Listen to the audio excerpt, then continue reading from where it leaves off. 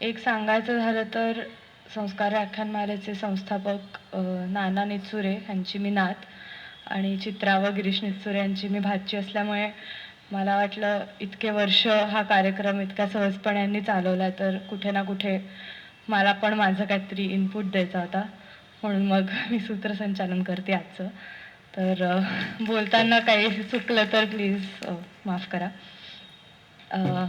आज आपले मान्यवर पाहुणे माननीय श्री केदार शिंदे आणि संवादक श्री मिलिंद बेडेकर जी आपल्याबरोबर उपस्थित आहेत. तर मी श्रोत्यांना विनंती करते टाळ्यांनी आपण त्यांचं स्वागत करूया आणि त्यांचं आणि आपण सर्व श्रोत्यांचं आजच्या कार्यक्रमात खूप स्वागत. केदार सरांना विनंती आहे की स्वातंत्र्यवीर सावरकरांच्या प्रतिमेला हार अर्पण करावं.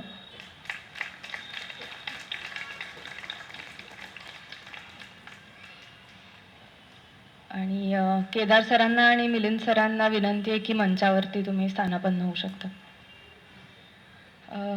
आपल्या प्रथेनुसार कार्यक्रमाचा आरंभ आपण ध्वजगीताने करूया.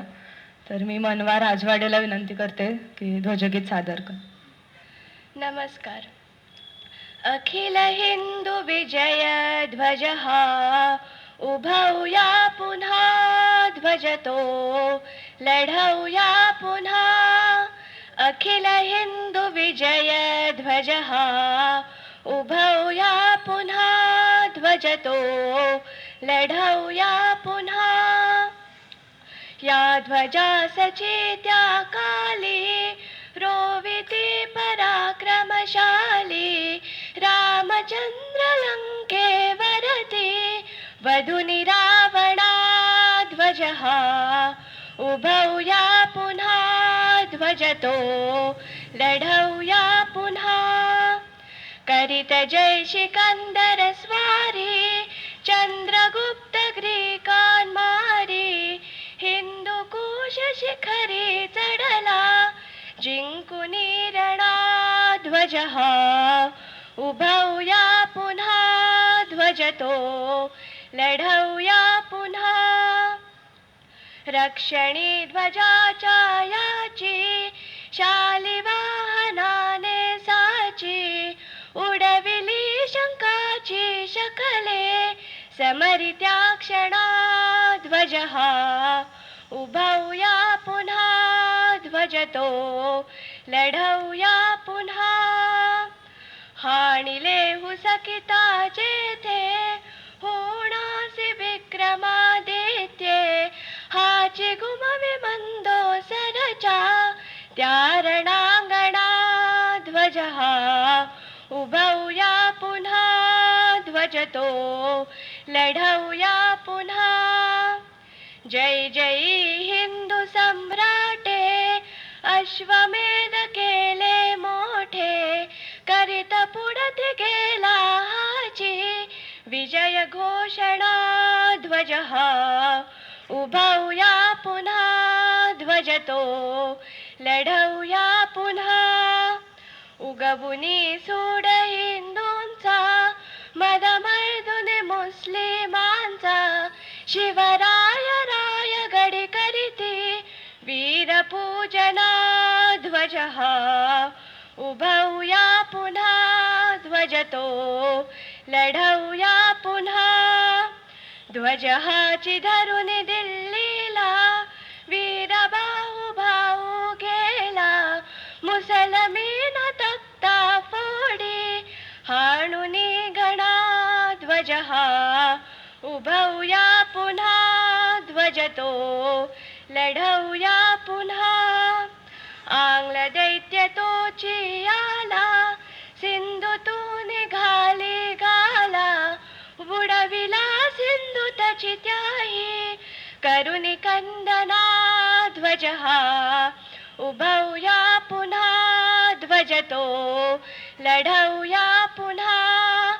अखिल हिंदू विजय ध्वज हा उभवूया पुन्हा ध्वजतो लढवूया पुन्हा. धन्यवाद.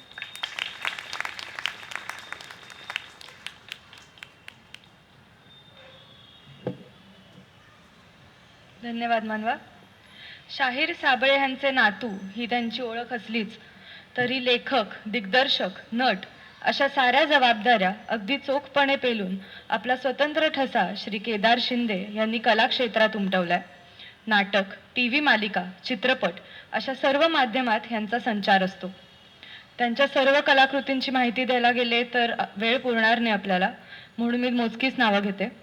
सही रे सही, श्रीमंत दामोदर पंत, आमच्यासारखे आम्हीच ही नाटकं, किंवा श्रीयुत गंगाधर टिपरे, घडले बिघडले सारख्या TV मालिका यांनी आपल्याला दिल्यात. अगबाई अरेच्चा ते बाईपण भारी देवा असे अनेक चित्रपटातून ह्यांनी रसिकांचं मनोरंजन केले. वास्तविक जीवनाला विनोदी अंगाने बघण्याची दृष्टी केदार सरांना प्राप्त झाली आहे. त्याच्यामुळे त्यांच्या चित्रपटातून, मालिकेमधून रसिकांचं निखळ मनोरंजन ते करतात. केदार सरांसाठी आपण जोरदार टाळ्या वाजवूया.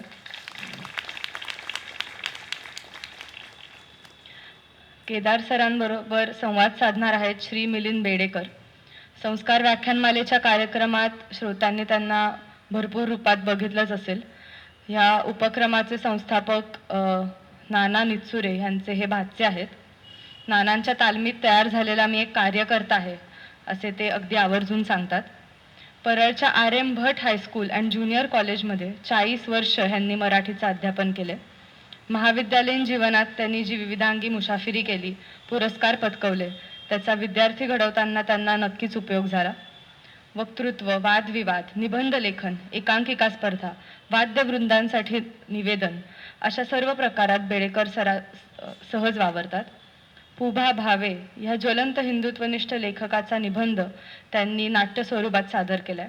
महाराष्ट्रापासून दिल्लीपर्यंत हे एकपात्री प्रयोग करतात. मी बेडेकर सरांना विनंती करते की त्यांनी संवादाचं सूत्र हाती घ्यावं.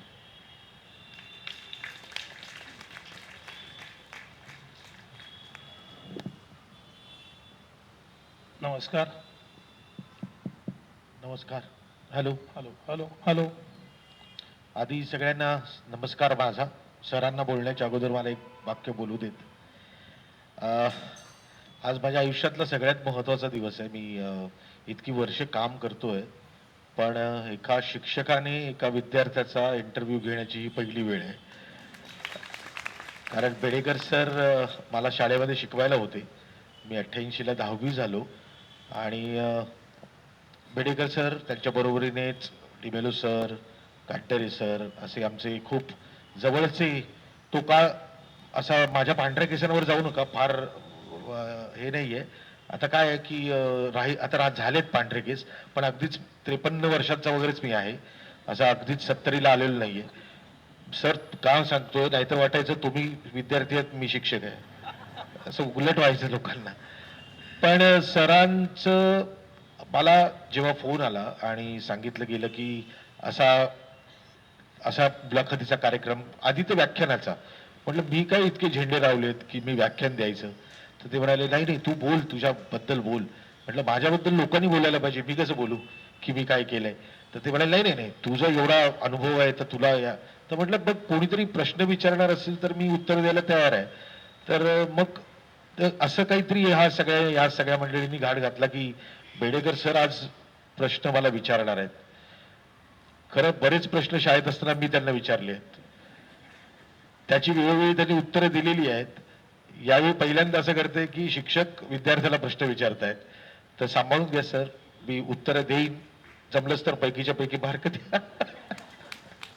हॅलो. गंमत अशी आहे की परीक्षा आज खरं म्हणजे केदारची नाहीच आहे. परीक्षा माझी आहे. प्रश्न जरी मी विचारत असलो तरी केदारने इतक्या मुलाखती दिलेल्या आहेत की तो डिस्टिंक्शन मध्ये ऑलरेडी पहिल्या नंबराने गोल्ड मेडलिस्ट आहे त्या विषयामध्ये. पण शाळेतले शिक्षक नाही द्यायचे मार्क. अरे बापरे. सगळ्यांना इकडे बसलेल्यांना अनुभव आहे, ते सगळे मार्क कापायचेच. मग आई वडील विचारायचे कुठे गेले, तर आपण काय सांगणार ना. आता म्हणून म्हटलं तुम्ही द्या यावेळी मार्क. तर सर्वप्रथम मी केदारचे आभार मानतो, पण नंतर कदाचित बोलण्याच्या ओघात राहून जाईल. पण सादाला प्रतिसाद कसा असू शकतो, मी थोडं म्हणजे घाबरतच. कारण काय होतं, माणूस उंच जायला की तो काही कितपत आपल्याला हाती लागेल काही सांगता येत नाही. म्हणून मी मेसेज टाकला आधी. मी केदारला आधी फोन नाही केला. पण केदारचा दुसऱ्या मिनिटाला मला उत्तर आलं की सर मी येतोय, संपलं. त्यामुळे इतक्या तातडीने त्यांनी हे उत्तर दिलं आणि तो आज या ठिकाणी उपस्थित झाला, त्याबद्दल सर्वप्रथम त्याचे आभार. आणि दुसरे आभार मानायचे आमच्या संस्थेतल्या सगळ्या कार्यकर्त्यांचे, की ज्यांनी मला इथं येऊन केदारची मुलाखत घ्यायची संधी दिली. तर आमच्याकडे माझ्यापेक्षा खूप चांगली चांगली माणसं आहेत खरं म्हणजे, पण त्या सगळ्यांनी मागे राहून मला पुढे ढकललं आणि तू आज बोल केदारशी असं सांगितलं. म्हणून त्या सगळ्यांचा पण मी आभारी आहे. आणि तुम्ही सगळे असे मोठ्या संख्येने नेहमीप्रमाणे उपस्थित आहात, म्हणून तुमच्या सगळ्यांचे आभार मानतो. आणि मग आपण आजच्या विषयाकडे वळूया. आजचा माझा कला प्रवास असा मोठा, खरं म्हणजे आत्मचरित्र लिहावा असा प्रकारचा विषय दिसतो. पण केदार त्या वयाचा नाही, पण निदान 50शी उलटल्यामुळे त्याने आता मागे वळून रिट्रॉस्पेक्शन, सिंहावलोकन करावं, आणि म्हणून आपण हा विषय घेतला असं मी समजतो. तर मला असं विचारायचं खरं म्हणजे, आज केदार ज्या टप्प्यावरती की ज्या उंचीवरती उभा आहे, मग मराठी मालिका असतील, मराठी चित्रपट असेल, मराठी नाटक असेल, या क्षेत्रामध्ये ही तिन्ही क्षेत्र मायनस केदार शिंदे असं जर का आपण ठरवलं तर उत्तर 0 येईल. इतक्या उंच पदावरती केदार आज आहे. तर मला त्याला पहिला साधा नेहमीचाच प्रश्न विचारतो की या सगळ्या यशाचं श्रेय नेमकं तू कोणाला देशील? तू या उंचावर जो पोहोचलेला आहेस त्याचं. पहिलं तर स्वामी समर्थांना देईन. मी खूप श्रद्धाळू आहे, अंधश्रद्धाळू नाही.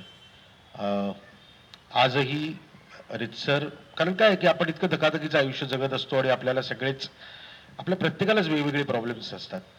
तर कुठेतरी नतमस्तक व्हायला कोणीतरी गुरु आपल्याला लागतो.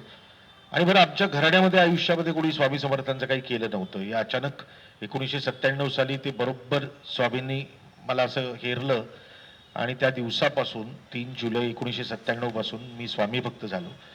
पण सगळं दिसायला खूप छान असतं ना, समोर तुम्ही बघत असता, आम्ही या रंगमंचावर बसलोय, मी तुमच्याशी संवाद साधतोय. प्रत्येकाला जे प्रॉब्लेम्स असतात तेच प्रॉब्लेम आम्हाला पण असतात. फक्त आमचं थोडं ग्लॅमरची दुनिया असल्यामुळे ना, लोकांना ते जरा असं वाटतं की अरे, पण माहिती असतं EMI एवढा जाणार आहे घराचा, गाडीचा एवढा EMI जाणार आहे, इकडचे इलेक्ट्रिसिटीचं भाडं तेवढंच भरायचं असतं. आणि हळूहळू आपल्याला कळायला लागतं की आपण जसे जसे प्रगती करत जातो तशा तशा आपल्या गरजा पण आपणच वाढवत जातो. त्यामुळे मी माझं सगळं यशाचं श्रेय पहिल्यांदा स्वामींना, दुसरं मी माझ्या आजोबांना देईन. कारण शाहीर साबळे मी 2 दिवसाचा असल्यापासून त्यांच्या घरात वावरलो. 23 वर्ष मी जवळजवळ बाबा असे कॉटवर झोपायचे आणि मी खाली गादी टाकून किंवा सतरंजी टाकून झोपायचो. तेव्हा मी झोपेतून उठताना पण मी बाबांना बघितलंय आणि मी झोपताना पण मी बाबांना बघितलंय. त्यामुळे मी त्या व्यक्तीला माझे सगळं श्रेय देईन.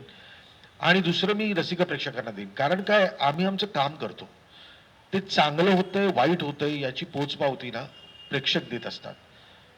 आम्ही जेव्हा नाटक करतो, आम्ही जेव्हा सिरियल करतो, आम्ही जेव्हा सिनेमा करतो, तर रसिक प्रेक्षक जर तेवढ्याच संख्येने ती बघायला आली आणि ते जर दुसऱ्यांना बोलले की अरे सैरेसे बघितलं ते छान आहे, अरे गंगाधर टिपरे नावाची सिरियल प्रभावळकरांची, अरे मस्त आहे यार ते यांची, तर त्याच्यानेच हुरूप मिळतो. सो या 3 महत्वाच्या लोकांना मी माझं यशाचं नाही म्हणत आहे, माझ्या धडपडीचं पूर्ण श्रेय देईन. यशाचं अजून जरा मिळायचंय सर, अजून मी तो सुरुवात आहे. नाही, काय सुरुवात आहे म्हणून मी म्हणतो की प्रवास जो आहे त्या प्रवासाचा एक आरंभ बिंदू कुठेतरी असतो आणि मग पुढे प्रवास चालू असतो. तर आत्तापर्यंत हा जो प्रवास झाला आहे त्यात साधारणपणे चाकोरी अशी आहे की या कलाक्षेत्रात येणाऱ्यांची, एक तर ते शालेय जीवनामध्ये शाळेमध्ये कुठेतरी काहीतरी कलाकृतीमध्ये भाग घेतात, कुठे नाचात असतात, कुठे नाटकात असतात, काही चालू असतं.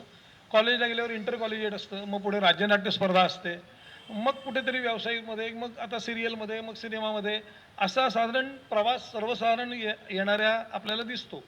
तर तुझा हा जो कला प्रवास आहे हा कुठून सुरू झाला, काय आरंभबिंदू काय त्याचा असेल? नाही, आरंभ म्हणजे शेवटी घरी एवढं मोठं व्यासपीठ होतं, विद्यापीठ होतं शाहीर साबळे नावाचं. माझ्या आयुष्यामध्ये आजही मला कोणी विचारलं तर तुला कोणासारखं व्हायचंय, तर मला खरंच शाहीर साबळेंसारखं व्हायचंय. बरं, शाहीर साबळेंच्या नखाची पण मला सर हे मला पूर्णपणे जाणीव आहे. पण आपण ना आयडियलच एवढा मोठा ठेवायचा ना की मग आपला प्रवास बरोबर त्या मार्गाने नीट जातो. त्यामुळे घरामध्येच एवढं मोठं विद्यापीठ होतं, तो एक आदर्श होता. त्यांच्याकडे बघून समजायला लागलं होतं की कलाक्षेत्रात काय करायला पाहिजे. कारण एक शाहीर जो 7वी नापास असलेला मुलगा, तो मुंबईत आला, गिरणीमध्ये कामाला लागला आणि त्यांनी स्वतःची पार्टी स्थापन केली आणि शाहीर साबळे म्हटल्यानंतर आज आज महाराष्ट्रातला कोणीही मराठी माणूस असा नाहीये की ज्याला शाहीर साबळे माहिती नाहीये, किंवा चला शाहीर साबळे माहिती नसतील आजच्या पिढीला, तर जय जय महाराष्ट्र माझा जे आता आपलं राज्यगीत आहे ते कोणी म्हटलंय तर ते फक्त शाहीर साबळेंनीच म्हटलेलं आहे. सो त्यांचा एक मोठा ऑरा माझ्या घरामध्ये होता. पण आमचं दुर्दैव असं होतं ना की आपल्या घरामध्ये आपलंच काही विकलं जात नाही ना. तसं आमचा प्रॉब्लेम असा होता की माझ्या आजोबांना कधीच वाटत नव्हतं की मी या क्षेत्रामध्ये यावं. आणि सर तुम्हाला खूप आश्चर्य वाटेल, खूप माहिती पण नसेल कदाचित, मी 10वी पर्यंत आरंभटमध्ये होतो, पण मी खरं तर 7वीलाच शाळा सोडली होती. 7वी नंतर माझं NDA मध्ये सिलेक्शन झालं होतं, नॅशनल डिफेन्स अकॅडमीमध्ये. कारण मी NCC त पण होतो आणि जरा मला एअरफोर्सचा पायलट व्हायचं होतं. मला असं वाटायचं की मला विमान चालवायचं आहे आणि त्याच्यासाठी माझे पूर्ण प्रयत्न सुरू होते. पण त्यावेळेस आमचा एक गाजलेला कार्यक्रम होता महाराष्ट्राची लोकधारा नावाचा, सगळ्यांनाच माहिती असेल. तर त्याच्यात अचानक त्या काही महिन्यांमध्ये मुलं सोडून गेली आणि तो मे महिना असल्यामुळे पहिले 2 महिने जर आता रजा आहे, तर बाबा म्हणाले की अरे तू 2 महिने आता घरात बसून काय करणार, जाणार आहेस ना, तर इकडे जरा तोपर्यंत मदत कर. तर आपल्या घराला आपली मदत मिळावी किंवा लाभावी यासाठी जो काही मी इकडे वळलो तो परत त्या पायलटकडे वळलोच नाही. पण आजही माझ्या सगळ्या मित्रांना, माझ्या घरच्यांना माहिती आहे, मी आजही विमानात बसल्यानंतर कंपल्सरी भांडून चिडून मी विंडो सीटच घेतो. कारण आजही मला टेक ऑफ आणि लँड बघताना अत्यंत आनंद होतो आणि मला असं वाटतं की मीच चालवतोय. त्यामुळे मी माझ्या घरच्यांना पण सांगितलंय, मरेपर्यंत का होईना छोटं विमान तरी मी चालवून दाखवणार तुम्हाला. 2 सीटर का होईना असं चालवून, थोडंसं इकडे इथपर्यंत असं गेलं तरी चालेल, पण चालवणार. पायलट व्हायचं एकदा तरी. त्या महाराष्ट्राची लोकधाराचा आता विषय निघाला, तर त्याच्यामध्ये नेमकं तुझी काय भूमिका होती महाराष्ट्र लोकधारामध्ये? चारुशीला साबळे आणि वसुंधरा साबळे माझ्या 2 मावश्या आहेत आणि त्यांनी महाराष्ट्राची लोकधारा नक्की एक्झॅक्टली त्यांनी बसवलं होतं. पण कालांतराने त्यांची लग्न झाली, त्या दोघी संसाराला लागल्या होत्या आणि तो अख्खाच्या अख्खा ग्रुप सांभाळणं कोण करणार, तर मग मी त्या भूमिकेत शिरलो. मग त्या भूमिकेत शिरल्यानंतर एक 40 लोकांचा संच सांभाळणं थोडंसं काय आहे, शाळेपासूनच तुम्हाला माहिती असेल तर एक लिडरशिप क्वालिटी होती. मग NCC मध्ये असून दे किंवा शाळेचा मुख्यमंत्री असून दे किंवा कुठल्याही सांस्कृतिक कार्यक्रम कुठल्याही शाळेचा असेल त्याचा एक लीडर असून दे, तर ही लिडरशिपची जी एक एक एक एक सवय लागली होती ती खरं तुम्ही सगळ्यांनी लावली होती सरांनी, पण ती सवय इथे उपयोगी पडली आणि मी लोकधाराचं सगळंच्या सगळं सांभाळायचो. मी उत्तम नाचतो, आत्ता नाही नाचत, पण आता नाचवतो. मी आता नाचवतो. म्हणजे आता तुम्ही म्हणाल लगेच नाचून दाखवत असेल असं होऊ शकत नाही, पण मी उत्तम नाचतो. आणि म्हणजे एक छोटासा किस्सा तुम्हाला सांगतो. मी 7वीत 8वीत असताना लोकधारा, 7वीत असतानाच लोकधारामध्ये काम करायला सुरुवात केली. तर मी इतका उत्तम नाचायचो की एकदा पुण्याच्या गणेश फेस्टिवल म्हणून पुण्यात गणपतीची मोठं फेस्टिवल असतं, तिथे आमच्या लोकधाराचा कार्यक्रम होता आणि पहिला अंक संपला आणि एक वयस्कर व्यक्ती माझ्याकडे आली. तशी आली, मी 7वीतच असेल मी. तर म्हटलं नमस्कार म्हणाली. ते म्हटलं नमस्कार बेटे तुम्हाला पैर दिखाओ.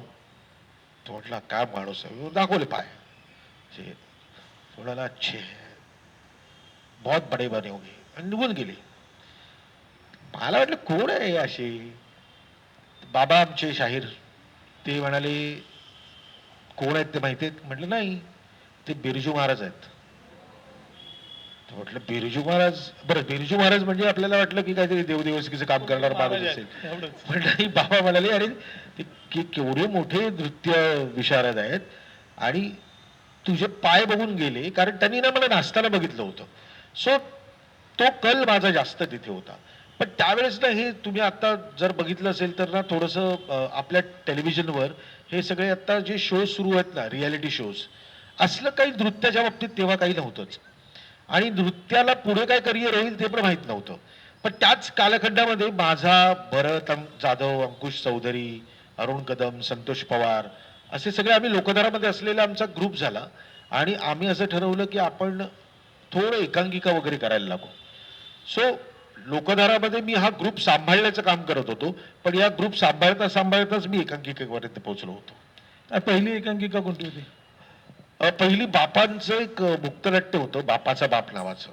आमचं काय व्हायचं ना, आम्ही ना लोकधाराचे शोज करायचो आणि इतके शोज करायचो.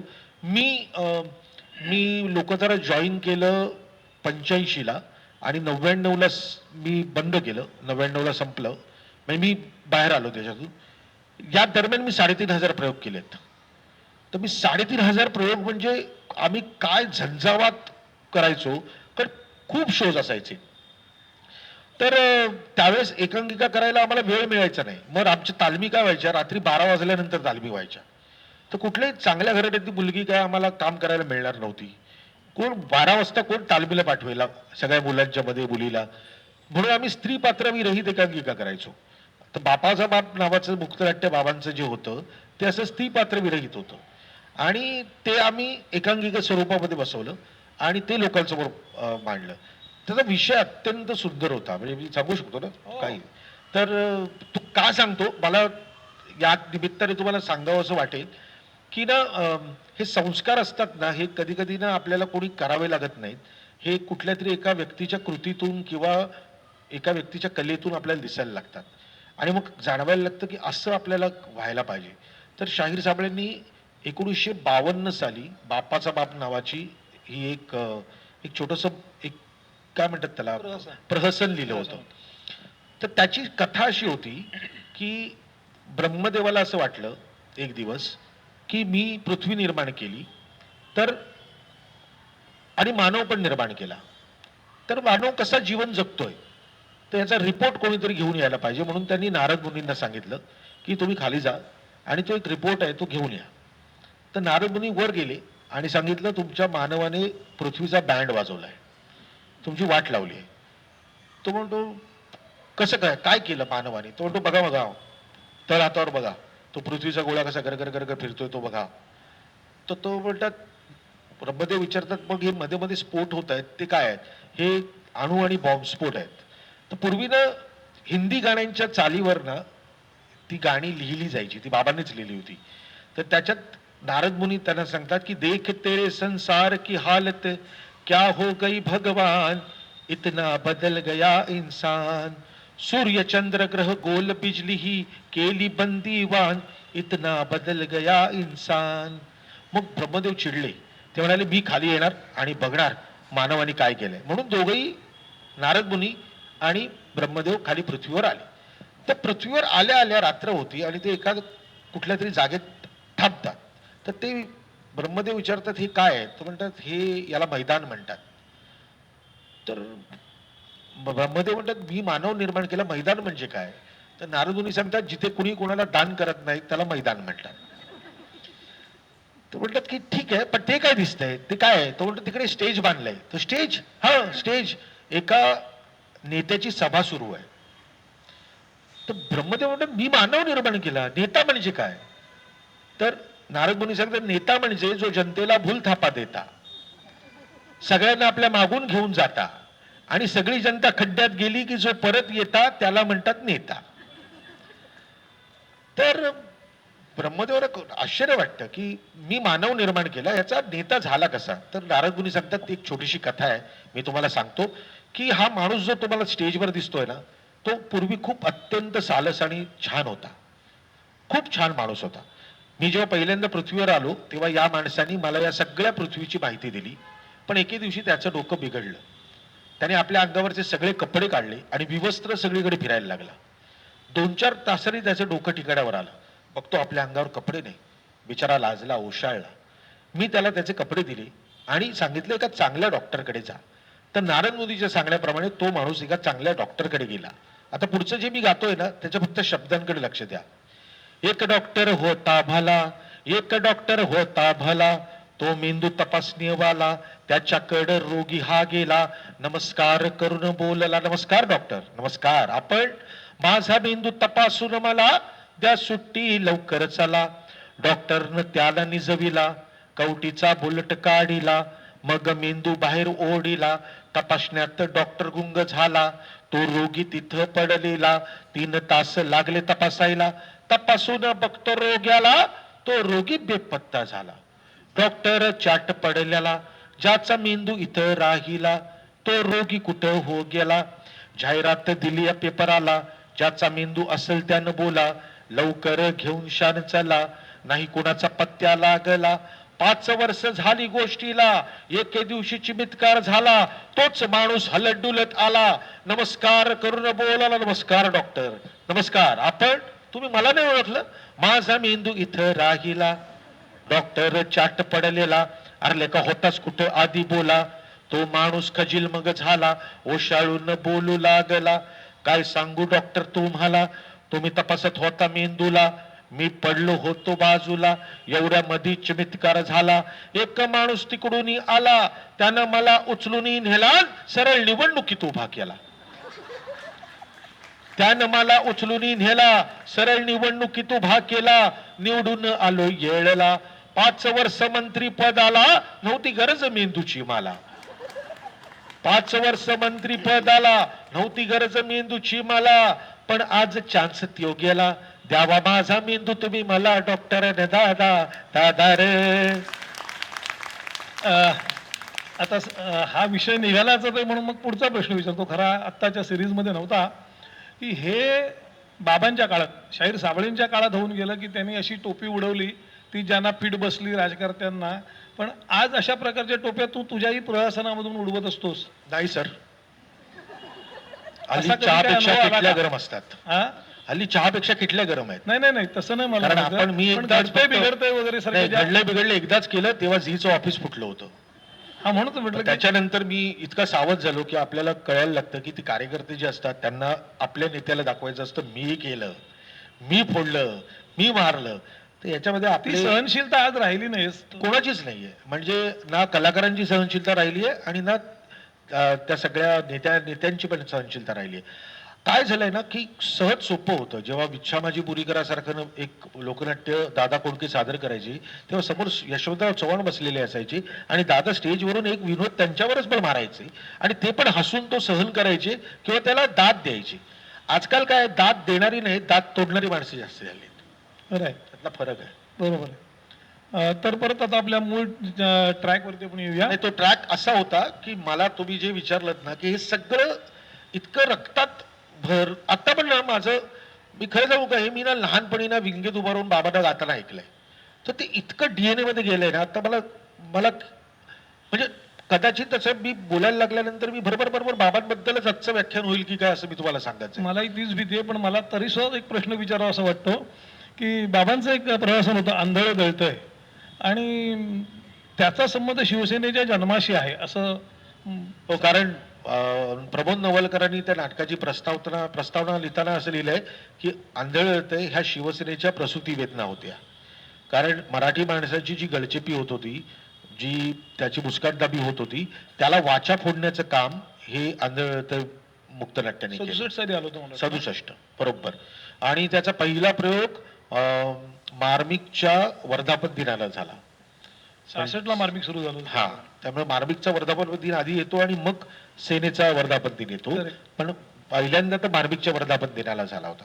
आणि काय सुंदर, म्हणजे असं वाटतं की हे सगळे द्रष्टे होते, यांना माहिती होतं पुढे काय होणार आहे.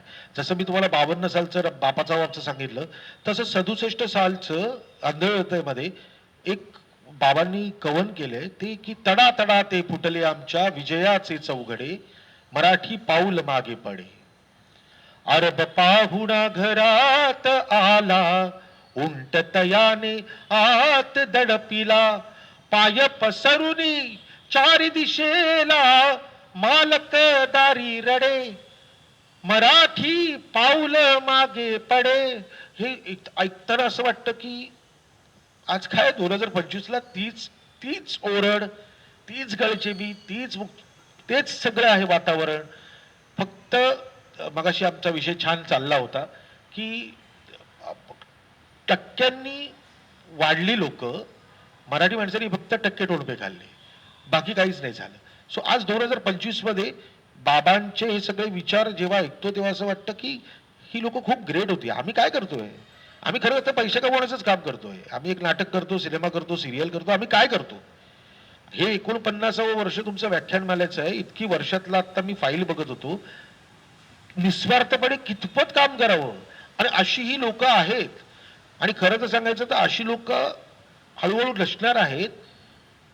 ही अशी लोक आता फक्त म्युझियम मध्ये सापडतील, कारण प्रत्येक घरामध्ये आज तेच आहे ना की सगळं मान्य असलं तरी मला धडपडण्यासाठी, मला पुढे जाण्यासाठी या स्पर्धेत टिकायचं आहे आणि मला पैसे कमवायचे आहेत. हे हे थोडं कला कला प्रवास म्हणतो, पण एक कलाकार म्हणून कधी कधी मला पण दुःख होतं. मलाही या पद्धतीने काहीतरी सुचू शकतं, पण खरंच आता ती दाद देणारी किंवा ते ऐकणारी, ती पाहणारी लोक राहिलेत का? मग बाबांचे संस्कार जे होते की बाबा तुला जे करायचं असेल ना ते एकत्र कुटुंब बघू शकेल, त्याचा आस्वाद घेऊ शकेल, त्यांना छान वाटेल अशाच कलाकृती कर. कधीही आयुष्यामध्ये विनोद करताना कमरेच्या खाली जायचं नाही. त्यामुळे माझा विनोद, मला एकदा नाना पाटेकरांनी सांगितलं होतं, तुझा विनोद ना पंचामृतासारखा आहे केदार. तर मला इतकं बरं वाटलं होतं की अरे पंचामृत आपण नेहमीच त्याला एक खूप वरचा दर्जा दिलेला आहे. त्यामुळे माझा विनोद हा 8 वर्षाचा मुलगा पण पाहू शकतो आणि 80 वर्षाचा म्हातारा पण पाहू शकतो. त्यामुळे मी या सगळ्यातून शिकलो काय, तर बाबांनी दिलेले हे संस्कार आणि आपल्याला पुढे कसं जायचंय. आपण काही फार समाजासाठी झेंडे लावणार नाही, पण समाजाला चांगला आनंद देण्याचं काम तर नक्कीच. तो एक झेंडा तरी खूप झाला ना. तर त्यामुळे आजपर्यंत मी जे काम करत गेलो त्याच्यामध्ये मी एवढंच फक्त बघितलं की ते अगदी शेवटचा सिनेमा माझा बाईपाड भारी देवा सिनेमा करताना पण मला तेच वाटत होतं की एक एक कथा मला सापडली आणि ती खूप छानपैकी लोकांसमोर मांडायला पाहिजे. त्यामुळे प्रत्येक गोष्ट गंगाधर टिपरे करतानाही माझं तेच होतं की एक कुटुंब आहे. मला एकदा प्रभावळकर म्हणाले, चुकून पाकून गंगाधर टिपरे आत्ता असतं तर काय केलं असतं? तर म्हटलं काय नाही, आबांचं बाहेर लपडं दाखवलं असतं, शिऱ्या ड्रग्ज घ्यायला लागल्या दाखवलं असतं, शलाकाचे खूपच विवाहबाह्य संबंध आहेत. कारण अशाच सिरियल हल्ली बघितल्या जातात, याचेच टीआरपी आहेत. आज गंगाधर टिपरे असती ना तर सगळ्यात घाणेरडा टीआरपी फक्त गंगाधर टिपरेला असता. कारण आजकाल टेलिव्हिजन हे संस्काराचं माध्यम नाही, ती गरज झालेली आहे. सॉरी सर, मी एकदम वेगळा विषय सांगतो. माझं एक ऑफिस होतं पूर्वी. त्या ऑफिसच्या बरोबर मागच्या बाजूला एक आजी राहायच्या आणि त्यांचा मुलगा राहायचा, त्याची बायको राहायची आणि एक छोटी मुलगी होती त्यांना. हे नवरा बायको सकाळी 9 वाजता निघून जायचे. 8 वाजता त्या छोट्या मुलीची शाळा असायची आणि त्या आजी होत्या ना त्या एकट्याच त्या घरामध्ये होत्या. आणि ना इतका मोठ्याने टीव्ही लावून ठेवायच्या ना की आमच्या बाजूलाच ऑफिस होतं, लोक आली ना की ऐकू यायचं ना, इतक्या मोठ्याने टीव्ही लावून ठेवायच्या. तर एक दिवस मी असं भाकून त्यांच्या घरात विचार केला आता सांगावं. मग बघितलं ना तर त्या ना अशा गॅलरीत मागे एकट्याच उभ्या होत्या आणि टीव्ही बाहेर चालू होता. तर म्हटलं असं काय, म्हणून मी दुपारच्या वेळेस त्या बाहेर बसल्या होत्या. तर मी गेलो आणि म्हटलं आजी कशा आहेत तुम्ही? बरं आहे. म्हटलं काय हो एवढा मोठा टीव्ही लावता तुम्ही, तुम्ही ऐकत पण नाही बघत पण नाही, तुम्ही मागेच असता. म्हणजे काय आहे केदार, असा टीव्ही मोठ्याने लावून ठेवला ना की वाटत राहतं रे घरात कुठतरी बोलायला आहे. तर त्या क्षणी ना माझ्या अंगावर काटा आला होता की टेलिव्हिजन आता पाहण्याची ती आता फक्त गरज राहिलेली आहे की कोणीतरी आहे, कोणीतरी बोलतंय, आपण माणसात आहोत. त्यामुळे जर तुम्ही नीट बघितलं तर 99ला टेलिव्हिजन सुरू झालं. 99 पासून 2010 पर्यंत जर नीट बघितलं तर झी मराठीच्या मालिका, याच्यामध्ये प्रपंच होती, याच्यामध्ये तुम्हाला नक्षत्रांचं देणे पण दिसायचं, याच्यामध्ये तुम्हाला आभाळमाया पण दिसायची, यामध्ये तुम्हाला गंगाधर टिपरे पण दिसायची, तुम्हाला घडलं बिघडलं पण दिसायचं. आज त्याच मालिका नाही आहेत आणि टेलिव्हिजन काय आहे, याच्यामध्ये तुम्हाला तीच सासू छळताना दिसणार, याच्यामध्ये सून तशीच आग लावणार, ती मावशी अशीच वागणार. हे आहोत का आपण? मग खरंच तर मी टेलिव्हिजनला रामराम म्हणण्याचं कारण तेच झालं. मला नाही जमत हे. मी लोकांना चांगला आनंद देण्यासाठी जन्माला आलेलो आहे आणि मग चांगला आनंद देताना मी चुकी नाही. माझा एखादा सिनेमा फ्लॉप पण होईल, नो प्रॉब्लेम. पण एक सिनेमा फ्लॉप झाला म्हणून मी माझं करिअर नाही थांबवू शकत ना. मी चांगलंच काम करण्याचा प्रयत्न करणार. सो मी जे बाबांनी संस्कार केले, ज्या गोष्टी केल्या, त्याचा फक्त पुढे ढकलण्याचं काम करतोय, बाकी काही नाही करत आहे. बाबांवरचा शेवटचा प्रश्न विचारतो आणि परत तुझ्या आयुष्याकडे वळू आपण.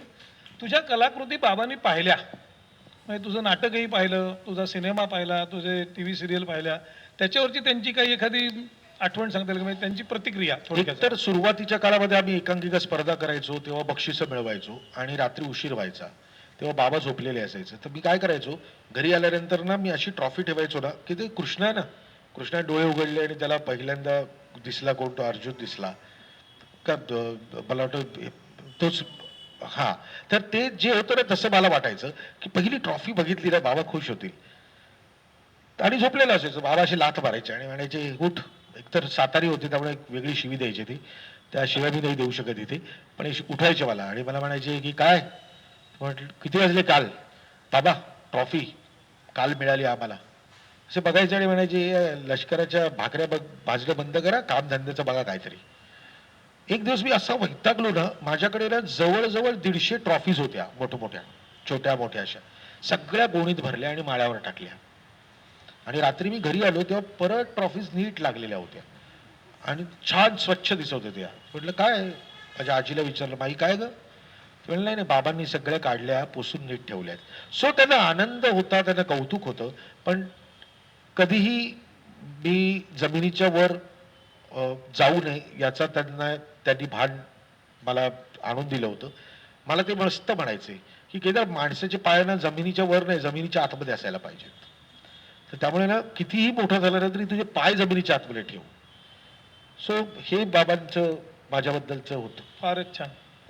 मी परत आता बाबांना तिथेच ठेवतो, पण आपल्याला दुसऱ्या विषयांकडे येता येतं. मला बाबांनीच जे सांगितलं तुला, तर तुझं कधी ठरलं फायनली की मला जगायचं आहे. जसं नटसम्राटमध्ये एक वाक्य येतं, ह्याच्यापुढे जगायचं आहे ते रंगभूमीवर आणि रंगभूमीसाठीच.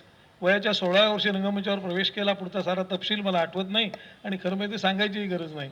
पण त्या वाक्यासरसं मी तुला वाक्य विचारतो की तुझं असं कधी ठरलं फायनली की आपण आता जे काही आयुष्यात जगायचं, वर खाली काही असो, इथून हटायचं नाही आता रंगभूमीशी.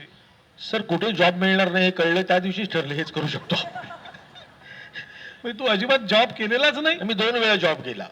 मी एकदा प्रेमात पडलो होतो, म्हणजे माझ्याच बायकोच्या प्रेमात पडलो. पण मी प्रेमात पडलो आणि त्यांच्या घरच्यांनी नकार दिला होता. तर त्यांच्या घरच्यांना बरं वाटावं म्हणून मी एका कोऑपरेटिव्ह बँकेमध्ये 9 महिने काम केलं. आणि मी 9 महिने काम केलं तर मला मॅनेजर झाला असतास. नाही, बीएसटीची बिलं जमा करण्यासाठी मला ठेवलेलं असायचं. तर माझा इतका उत्साह होता की दरवेळेस माझे 10-15 रुपये जास्त जायचे, कारण मला त्याच्यामध्ये इंटरेस्टच नव्हता. तसे 9 महिने मी कसे तरी ढकलत काढले. आणि मी दुसरा जॉब आत्ता केला 2023 मध्ये. 2023 ते 24 याच्यामध्ये मी कलर्स मराठी ही वाहिनी आहे त्याचा हेड होतो. त्यामुळे मागच्या वर्षीचा जो बिग बॉस वगैरे या सगळ्या गोष्टी झाल्या होत्या त्या मी केल्या होत्या. त्यामुळे एवढे 2च जॉब केले. आणि एक मला वाटतं 94-95ला केला होता आणि एक आता 2023ला केला. आणि तुम्ही जो प्रश्न विचारला ते खरंच आहे. दुसरं काहीच करू शकत नाही हे आपल्याला जाणवायला लागलं आणि आपल्याला कशातच रस वाटणार नाही हे जेव्हा जाणवायला लागलं, त्या दिवशी यातच करिअर करायचं हे ठरवलं. पण साईड बिझनेस आपला असायला पाहिजे. म्हणून मी, भरत आणि अंकुश आम्ही तिघांनी गाडीचा म्हणजे काय म्हणतात त्याला, भाजीचा धंदा पण केला होता.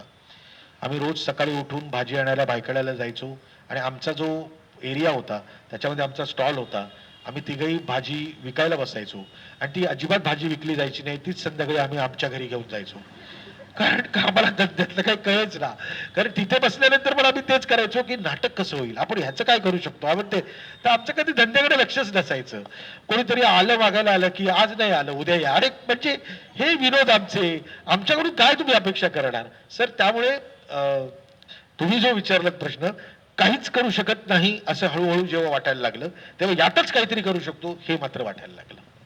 साधारणपणे प्रकाशाचा झोत आपल्यावरती असावा असं वाटतं. म्हणजे प्रामुख्याने स्टेजवरती जी माणसं दिसतात किंवा चित्रपटामध्ये हिरो म्हणून येतात किंवा काम करतात त्यांच्याकडे प्रकाश झोत असतो. दिग्दर्शक पटकन कुणाच्या लक्षात राहत नाही. आणि तुझ्या बाबतीत मात्र चित्र वेगळं दिसतं की हा चित्रपट कोणाचा, तर हा केदार शिंदेचा असं दिसतं. मग त्याच्यामध्ये पात्र कोण आहेत ते निगण्य असतं. लोक लक्षात ठेवतात हा कोणाचा, हा देवानंदचा पिक्चर, हा कोणाचा राजेश खन्नाचा पिक्चर. अशा पद्धतीने साधारणपणे लोकांच्या लक्षात असतो. तुझ्या चित्रपटामध्ये तू दिसत नाहीस पण तरी तू दिसत असतोस. अशी नेमकी काय किमया आहे तुझ्या चित्रपटात? सर मला पण ऍक्टर व्हायचं होतं. मला पण ऍक्टरच व्हायचं होतं. पण माझ्याकडे 3.5 एक्सप्रेशनपेक्षा जास्त नाही ते मला कळलं. म्हणजे मी एका फोटो स्टुडिओमध्ये वेगवेगळे फोटो काढायला गेलो कपडे घालून, तेव्हा मला कळायला लागलं कपडे बदलत आहेत, आपला चेहरा बदलत नाहीये. आणि सगळ्यात बेस्ट सांगायचं ना तर मला एक दिवस ना मी आरशासमोर उभं राहून मी स्वतःलाच विचारलं की तुला काय बनायचंय. आणि ना आरसा हा कधीच खोटं बोलत नाही. आणि आरशाने मला सांगितलं की बाबा रे तुझं काही तुझं काही करिअर होणार नाही नटामध्ये. तोपर्यंत भरत आणि अंकुशनी मला हळूहळू इतकं ब्रेनवॉश केलं होतं की तू समोरून बघ ना, तू लिही ना, तू बसव ना, आम्ही करतो. तर मला हळूहळू जाणवायला लागलं की त्या दोघांना माहिती होतं की त्यांच्या ऍक्टिंगला धोका आहे, त्यांचं उद्या काहीच होणार नाही. तर हा काटा आत्ताच काढून टाकावा म्हणून जो त्यांनी ठरवलं. तर विनोदाचा भाग सोडा, पण मी खरंच ऍक्टर म्हणून आहे. आणि आजही जर तुम्ही मला दिग्दर्शन करताना बघितलं तर माझा कुठलाही ऍक्टर इतकं अप्रतिम काम करणार नाही तेवढं मी दिग्दर्शन करताना करतो. पण कधी जर रंगमंचावर गेलो तर पडदा उघडल्यानंतर माझ्यातला दिग्दर्शक जागाच असतो. त्यामुळे समोरचा माणूस वाक्य म्हणत असेल तरी माझे तोंड हलायला लागतात. किंवा मला माहिती असतं की आता गजरा आणणार आहेत 3 वाक्यांनंतर, तर त्याच्याकडेच बघायचं ना, तर माझं लक्ष गजऱ्याकडे असतं येणार की नाही. तर हे जे ड्रॉबॅक्स आहेत हे मला जाणवायला लागले. त्यामुळे मला असं वाटायला लागलं की आपण कॅमेऱ्याच्या मागे किंवा पडद्याच्या मागेच असलेलं बरं. आणि तुम्ही म्हणता ना की हे तुला दिसतो, तू दिसत नाहीस तरी दिसतोस. तर मी स्वामींचे नेहमीच आभार मानतो. हे कदाचित ना माझ्या कलाकृतींचं यश आहे, हे माझ्या लोकांचं यश आहे ज्यांच्याबरोबर मी काम केलंय. म्हणजे आता गंगाधर टिपरे नावाची मी मालिका केली, ओके, मी प्रभावळकरांबरोबर काम करायला इतका उत्सुक होतो आणि मला त्यांच्यावर काम करायचंच होतं. पण ती गंगाधर टिपरे मालिका ती 5 लोकांची होती, तरीही लोकांनी हुडकून काढलं की याचं दिग्दर्शक कोण.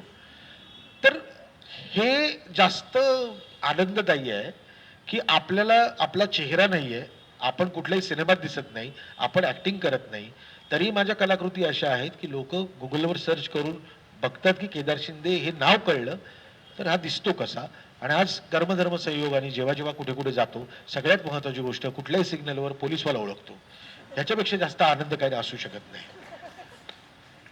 तुझ्या मित्राने तुला दिग्दर्शक केलं असं आपण थोडक्यात सार रूपाने आपल्याला आम्ही त्याला सांगता येईल. तोंडावर बोलतो तुम्हाला धोका होता. पण मला वेगळा प्रश्न विचारायचा आहे की ही तर तुझ्या घरची रोजच्या दोस्तीतली बैठकीतली मंडळी आहेत, भरत जाधव काय किंवा अंकुश काय. पण ज्यावेळी नामवंत अशी मंडळींबरोबर काम करायचं आपल्याला पहिला प्रयत्न असतो आपण म्हणूया. आता तर तू इतका सेटल आहेस की आता मी केदार शिंदेकडे काम करतोय असं लोक अहमकिनी सांगतील. पण टिपरे आली त्यावेळेला किंवा आता म्हणजे आपण हटंगडींचं उदाहरण घेऊ किंवा सगळे मोठे निर्णय, मोहन जोशी तुझ्याकडे काम केलंय किंवा दिलीप प्रभावळकरने काम केलंय, अशी ज्यावेळी नामवंत मंडळी प्रस्थापित मंडळींसमोर काम करताना थोडं दबायला होतं का, हा एक भाग. आणि दबायला होत नसेल तर त्यांचं सहकार्य कसं असतं, या दोन्ही बाजूनी सांग. एक तर ते कोणीही ते फक्त माणसं आहेत, जनावरं नाहीत. त्यामुळे ते माणसाला माणसासारखंच बघतात. दुसरी गोष्ट म्हणजे ही लोक मोठी का आहेत ना हे त्यांच्याबरोबर काम केल्यानंतर कळतं. म्हणजे आज मी जे काही माझ्याबरोबरची लोक किंवा माझ्या नंतरची लोक बघतो की कुठल्या तरी टीव्ही सिरियलमध्ये दिसतात, लोक इकडे बाजारात ओळखायला लागतात, त्याला असं वाटायला लागतं की अरे आपल्याला ओळखायला लागले.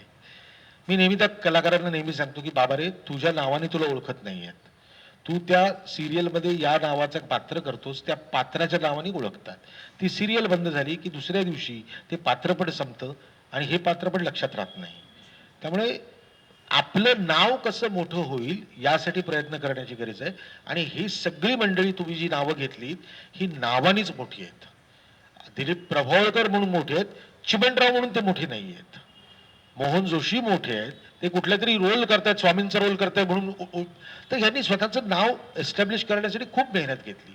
दुसरा, ते जेव्हा समोर येतात तेव्हा ते इतके प्रोफेशनल असतात आणि इतके उत्तम असतात. फक्त एकच असतं की दिग्दर्शकाला त्याचं स्वतःचं जे म्हणणं आहे ना ते खूप ठामपणे माहिती असण्याची गरज असते. हे बघा, साधी गोष्ट आहे सर, तुम्हाला ज्या क्षणी कळतं ना समोरच्या माणसाला मी माझ्या आटेत घेऊ शकतो, तेव्हा मग ते सगळं फसतं. जेव्हा समोरचा आपल्याला सूचना करतो आणि तुम्ही जेव्हा आपल्या म्हणण्यावर ठाम असता की नाही नाही नाही असं नकोय, असंच पाहिजे कारण मी हा विचार केला होता. यातलं एक छान उदाहरण देतो तुम्हाला. गंगाधर टिपरेचा पहिली 4 दिवसाचं शूटिंग. दिलीप प्रभावळकर माझ्यावर आयुष्यात पहिल्यांदा काम करणार होते. 4 दिवसातले त्यांनी 2च दिवस दिले होते. त्या 2 दिवसात त्यांचं 4 एपिसोडचं काम करून घ्यायचं होतं. मी आपलं काम करायला सुरुवात केली. एकतर ना ते चष्मा लावायचे ना तो 14 नंबरचा होता. म्हणजे ना त्या माणसाला ना असं चष्मा काढून ना ते पावलं मोजायचे, म्हणजे 8 पावलं चालायचे. कारण चष्मा घातल्यानंतर त्याला काही दिसायचंच नाही आणि ते बरोबर पावलं मोजायचे आणि त्याप्रमाणे ते चालायचे. ते आणि तो मोठा ऍक्टर आहे, बट ग्रेट माणूस आहे तो. तर पहिला शॉट सांगितला, दिलीप भैया तुम्ही ना इथून चालत इथपर्यंत येता का? मी उत्तर दिलं की असं ते झालं होतं त्यामुळे तुम्ही अच्छा अच्छा अच्छा अच्छा. थोड्या वेळाने गेल्यानंतर दिलीप भैया ते उचला ना का? मला ना 2 दिवस ना डोक्याला इतका त्रास दिला होता या शब्दाने, की प्रत्येक गोष्टीला का का, आणि मी उत्तर देतोय. माझं पहिलं शेड्यूल संपलं त्यावेळेसला दर शुक्रवारी लागायची, म्हणजे रोज शूटिंग नसायचं, महिन्यातून आम्ही 4च दिवस शूट करायचो. त्यामुळे पहिलं शेड्यूल संपलं, दुसरं शेड्यूल जेव्हा सुरू झालं तेव्हा मला बोलवलं त्यांनी, ये बस, मी पहिल्या शेड्यूलला खूप त्रास दिला ना तुला, कारण म्हटलं नाही असं काही नाही, नाही मी तुला का का का का असा प्रश्न विचारतो ना. म्हटलं नाही पण मी उत्तर देत होतो सगळी. ते म्हटलं नाही तुझी तयारी चांगलीच होती, पण कसं असतं माहिती आहे केदार, एक नट हा का तुला प्रश्न का विचारतो, कारण तू सांगतोस मी केलं ना तर ते माझं राहत नाही. जेव्हा मला त्याचा अर्थ कळतो ना तेव्हा ते माझं होतं, की मला इथून जायचं आहे. ह्याचं उत्तर मला जर मिळालं ना की का जातोय, तर माझ्या चालण्याचं एक ढब पण बदलते. आणि ते या सगळ्या गोष्टीनं इतक्या शिकायला मिळाल्या. त्यामुळे मी नेहमीच, आज मी कधीही कोणालाही विचारलं, कोणी विचारलं तरी मी नेहमीच सांगतो की मी बेस्ट लोकांबरोबर काम केलं त्यामुळे माझं बेस्ट झालंय. मी केलं म्हणून ते नाही झालेत, त्यांनी माझ्यावर काम केलं म्हणून माझं काहीतरी झालं. आज मी भरत जाधव बरोबर 4,500च्या वर प्रयोग झालेत त्याचे. सही रे सही भरत जाधवने केलंच नसतं तर त्याचे 4,500 प्रयोगच झाले नसते. आणि 2002 साली नाटक आलंय, 2025 सुरू आहे, 23 वर्ष आजही हाऊसपॅक नाटक आहे. पण 23 वर्ष तो माणूस नित्य नियमाने पहिला प्रयोग असल्यासारखंच आजही करतोय, तर त्याचा मोठेपणा आहे. मी कारणीभूत असेल, मी निमित्त असेल, पण या सगळ्या मंडळींनी माझ्यावर काम केलं ना, त्याच्यामुळे मला खूप समृद्ध व्हावं असं वाटलं, मला खूप शिकायला मिळालं. आणि आज जे काही मी धडपडतोय किंवा चांगलं काम करण्याचा प्रयत्न करतोय त्याचं संपूर्ण यश हे माझं सगळ्या नटांना आणि लेखकांना आणि प्रोड्युसर्सना आहे. मी फक्त तिथे आहे दिग्दर्शक म्हणून. 4,500चा टप्पा पार करून 5,000च्या दिशेने जाणारे सही रे सही, त्याचा खरं म्हणजे मी नंतर प्रश्न विचारतो, पण आता भरतचा विषय आलाच आहे म्हणून म्हणतो. नाटकाच्या संदर्भात, विशेषतः विनोदी नाटकांच्या संदर्भात असं दिसतं की लेखन होतं त्यावेळी ते लेखकाचं नाटक असतं, मग जर दिग्दर्शक दुसरा असेल कुणी तर ते दिग्दर्शकाचं होतं, आणि जसजशी प्रयोग संख्या वाढत जाईल तसं हळूहळू त्या नटाचं होतं, कारण त्याच्यामध्ये नको त्या ॲडिशन सुद्धा येऊन बसतात. तर 4,500 प्रयोग केलेल्या सही रे सही बद्दलचा तुझा अनुभव काय आणि भरतचा अनुभव काय? नाही, भरतचं माझं अनुभव म्हणजे आमच्या असं दोघांचं ट्युनिंग आहे की माझे डोळे मिटल्यानंतर पण त्याला कळतं किंवा त्याला काहीतरी बोलायच्या अगोदर मी ती गोष्ट केलेली असते. हा खूप म्हणजे 85 पासूनचा माझा प्रवास आहे. माझा आणि अंकुशचं मैत्री ही 1976 साली, सर तू शाळेमध्येच आरंभटमध्ये आम्ही 3 वर्षाचे असल्यापासून आजही मित्र आहोत. 85ला भरत जाधव आमच्या लोकधारामध्ये आला, त्या दिवसापासून आमची मैत्री आहे, ती आज तागायत आमची मैत्री आहे. त्यामुळे आमच्या मैत्रीचं रिफ्लेक्शन म्हणजे सही रे सही आहे. आमच्या मैत्रीचं प्रतिबिंब बघायचं असेल की तिघं जर मित्र कसे आहेत तर सही रे सही नाटक बघा. दुसरं, एक नट म्हणून कधीही शिस्तप्रिय असण्याची गरज आहे. जी शिस्तप्रियता भरत जाधवमध्ये तेवढीच आहे. म्हणजे आजही तो प्रयोग सादर करताना 2 तास 20 मिनिटाचाच प्रयोग करतो जो मी बसवलेला आहे. त्यांनी कधीही ॲडिशन घेतलेली नाही. समजा ॲडिशन घ्यायची असेल, आदल्या रात्री मला फोन येतो, केदार मला हे सुचलंय, हे उद्याच्या प्रयोगाला मी घेऊ का आज पण? तर म्हटलं अरे तू का आता घे ना. नाही त्यामुळे ना मी या 3 जागा अगोदरच्या आहेत ना या काढतोय, या नवीन टाकतोय ना, तो उगाच नाटक नको वाढायला. तर ते जे भान आहे ना नटाला की इकडचं कापलं गेलं पाहिजे तर इकडे मला वाढवता येईल, हे भान खूप महत्वाचं आहे. दुसरी गोष्ट ना, विनोद हा मला ना इन्सल्टिंग विनोद आवडत नाही.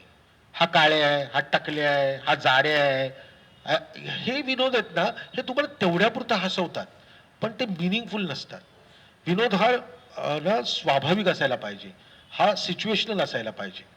म्हणजे ही सिच्युएशनच अशी घडली की ज्याच्याने मला हसू आलं. आम्ही गंगाधर टिपरे किंवा हसा चकटफू किंवा घडले बिघडले किंवा सही रे सही, लोचा झाला रे, श्रीमंत दामोदर पंत, ही नाटकं तुम्ही आजही बघा, ह्या सिरियल्स आजही बघा, ह्याच्यातले सगळे विनोद हे सिच्युएशनल आहेत. आज आपल्याकडे खूप मोठं एक जाळं पसरलेलं आहे या रियालिटी शोजच्या माध्यमातून. विनोदी वेगवेगळे कार्यक्रम येतात, पण त्या नटांची पण चूक नाही, आपल्याकडे लेखकांचीच वानवा आहे. कारण मुळात चांगलं लिहिणारी मंडळीच आता राहिलेले नाहीयेत. आज विनोद आपल्याला व्हॉट्सअपवर फॉरवर्ड करायला आवडतो, पण पुलंनी हा विनोद कसा लिहिला असता असा विचार करून तो विनोद लिहावासा वाटत नाही. म्हणजे आजही माझ्या गाडीमध्ये जर तुम्ही बघितलं तर व्यक्तिवल्लीचं पुस्तक आजही माझ्या गाडीमध्ये आहे. कितव्यांदा वाचत असेल मला आठवत नाही. आणि बरं, मी असं पण वाचत नाही, मी असं पान उघडतो आणि वाचायला लागतो. कारण त्यांचं जी लिखाणाची पद्धत होती ही खूप सिच्युएशनल होती. आजही नामोपरेट वाचताना, आजही तुम्हाला ते कॅरेक्टर चालतो बरोबर वाचताना तुम्हाला जाणवायला लागते कॅरेक्टरचा विनोद आहे. आणि मला नेहमीच कॅरेक्टरचा विनोद करायला आवडतो. टिपरे 5 जणांचं कुटुंब होतं, 5 वेगवेगळे कॅरेक्टर्स होते. सैरेसही तो 4 भूमिका करतो तर 4 वेगवेगळे कॅरेक्टर्स आहेत. आणि कॅरेक्टर्सला असे मिळत जातात, हे सापडत जातात. आपल्या तुमच्या डोक्यात ठेवण्याची गरज असते की याचा वापर मी कधी करायचा. त्यामुळे मला विनोद या पद्धतीने दिसतो. लगेचच प्रश्न विचारून टाकतो, गलगले कुठे सापडले तुला? गलगले मला नाही, भरतलाच सापडला. गलगले हे खरं माणूस आहे, खरा माणूस होता तो.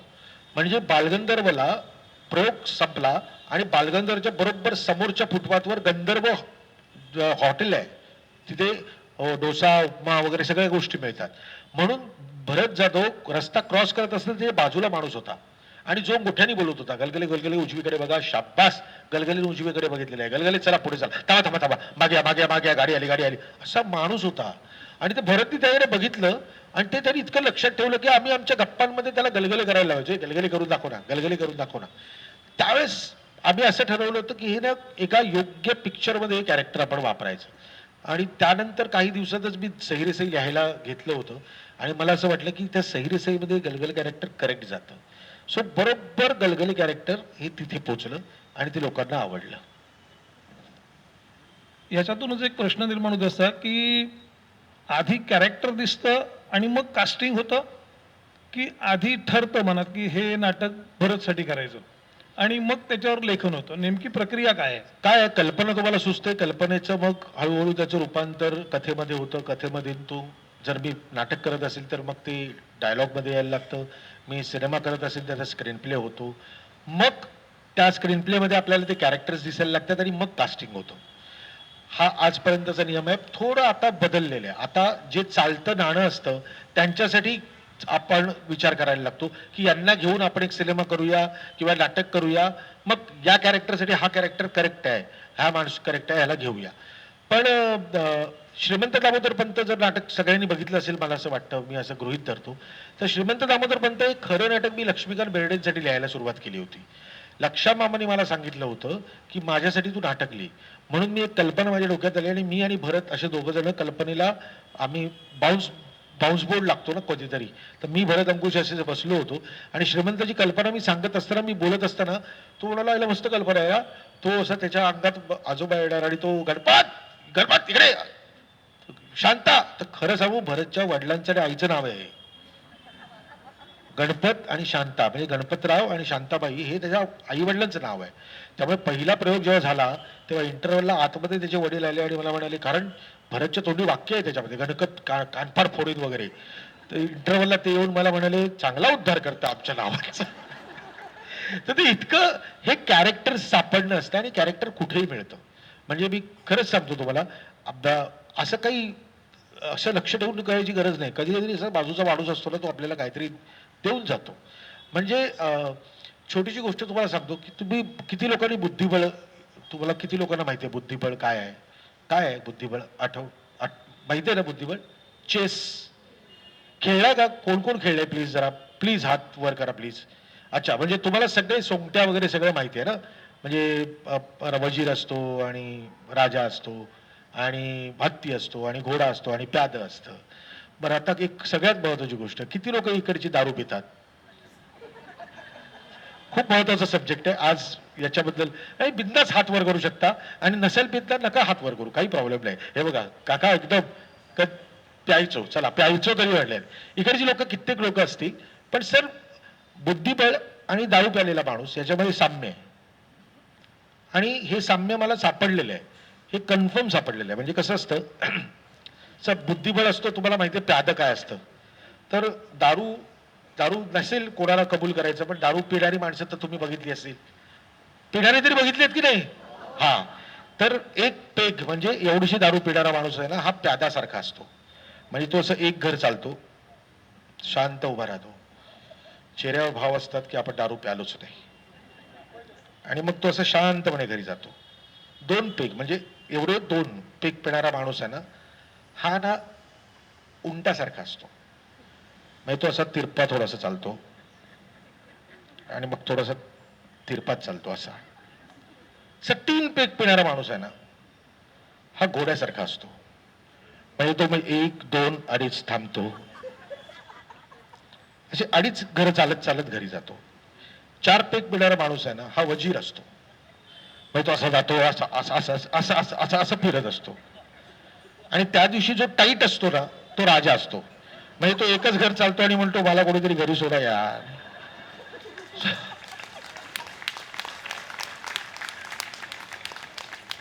आता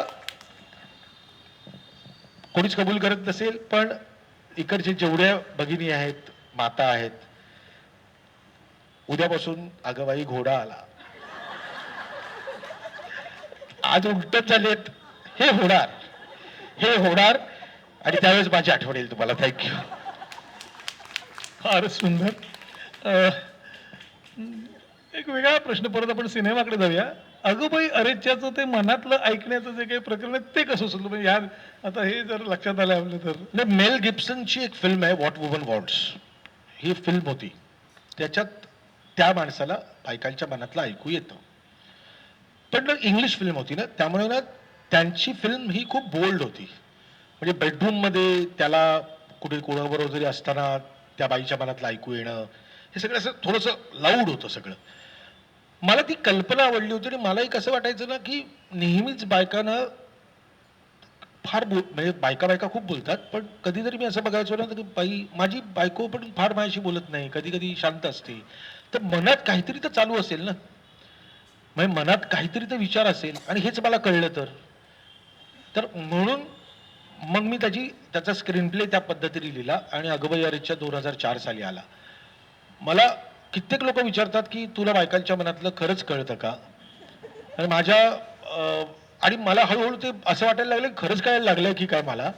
कारण बाईपण भारी देवाला पण हीच गोष्ट झाली, ज्या बायकांनी जो सिनेमा उचलून धरला. आजही माझ्या इंस्टाग्रामवर पर्सनल मेसेज येतात, आणि ती जी ताई असेल किंवा जी माझ्या मुलीसारखी असेल, मला मला 27 वर्षाची मुलगी आहे, त्यामुळे मी ना घरात 2 बायकांबरोबर राहतो, एक माझी बायको आणि एक माझी मुलगी. आणि त्याही पेक्षा मला पहिल्या दिवसापासूनच ना एक विलक्षण एक आदर, एक प्रेम आणि कुतूहल हे बाईच्या बद्दल आहे. कारण आमच्या घरामध्ये, शाहिरांच्या घरामध्ये राहत असताना माझी आई आणि माझ्या 2 मावश्या यांचंच बॉसिंग होतं. त्यामुळे मी त्या सगळ्या वातावरणात वाढलोय आणि त्या सगळ्या कर्तबगार होत्या. प्रत्येकीने काहीतरी केलं. माझ्या घरी आज मी खूप आत्ता इथे खूप बोलत असेल, घरी आल्यानंतर तुम्हाला कळेल की अरे हा काही बोलतच नाही, कारण बोलण्यासारखं काही नसतंच. तर इतकं इतकं स्ट्रॉंग व्यक्तिमत्व बायका माझ्या घरामध्ये आहेत. त्यामुळे मला नेहमीच आदर, प्रेम आणि कुतूहल बाईच्या बद्दल आहेच, आणि ते माझ्या कलाकृतींमधून नेहमी सादर होतं. म्हणजे तुम्ही बाईपणमधल्या 6 बहिणी जर बघितल्यात, तर त्या 6 बहिणी वेगवेगळ्या पद्धतीच्या आहेत आणि प्रत्येकीचं काहीतरी म्हणणं आहे. आणि हे दुःख नाही म्हणू शकत, त्यांचे प्रॉब्लेम्स आपण कधी समजून घेणार.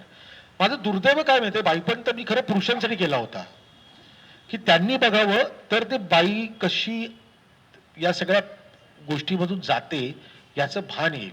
पण बायकांनीच तो एवढा डोक्यावर ठेवला घेऊन, की पुरुष एवढे सुखावले की बाई येऊन सांगायची अहो मी जरा सिनेमाला जाते मैत्रिणी बरोबर, जा बाबा घराच्या बाहेर. दुसऱ्या दिवशी अहो आता सोसायटीतल्या बायकांना बरोबर जाते, जा बाबा.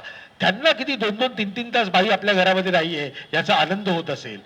तर त्यामुळे बाईपण भारी देवा या सिनेमाला जो तुम्ही प्रतिसाद दिला त्याबद्दल मनपूर्वक आभार तुमच्या सगळ्या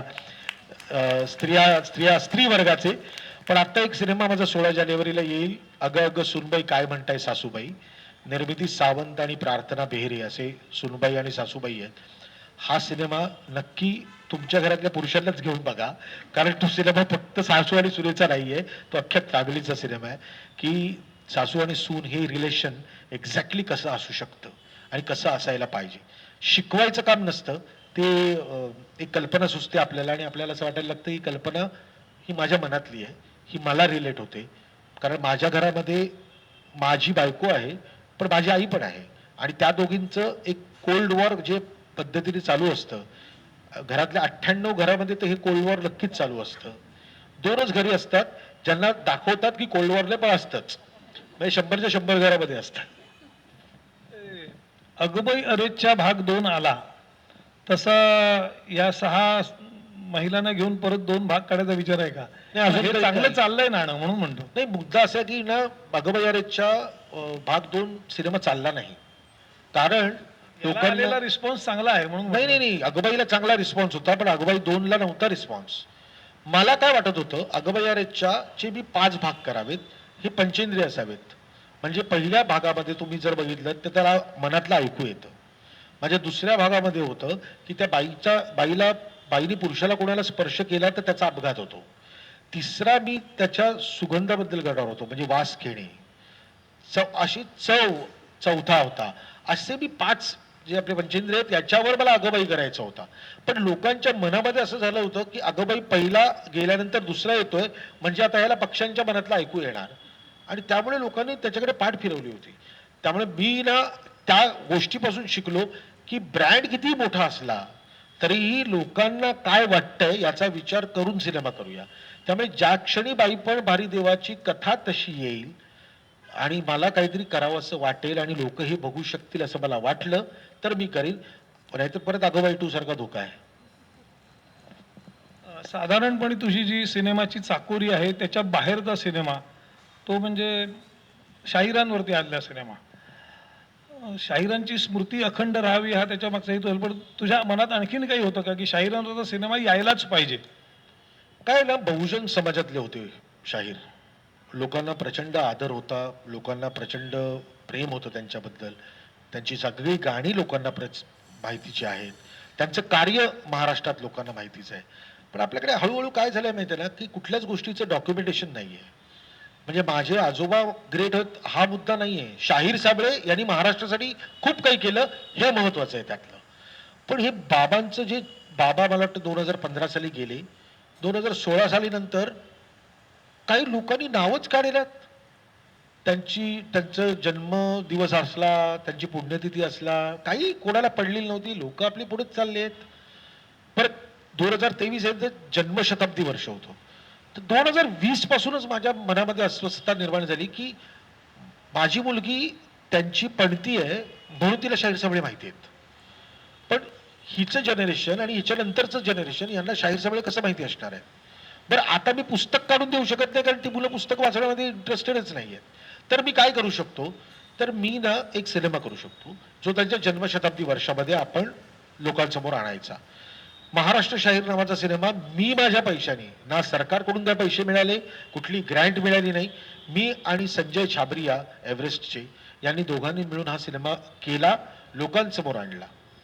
तो सिनेमा याचसाठी केला होता की आजही तुम्ही घरी गेल्यानंतर गुगलला महाराष्ट्र शाहीर किंवा शाहीर साबळे असं टाकल्यानंतर पहिलं जे येतं ना ते महाराष्ट्र शाहीरच येतं.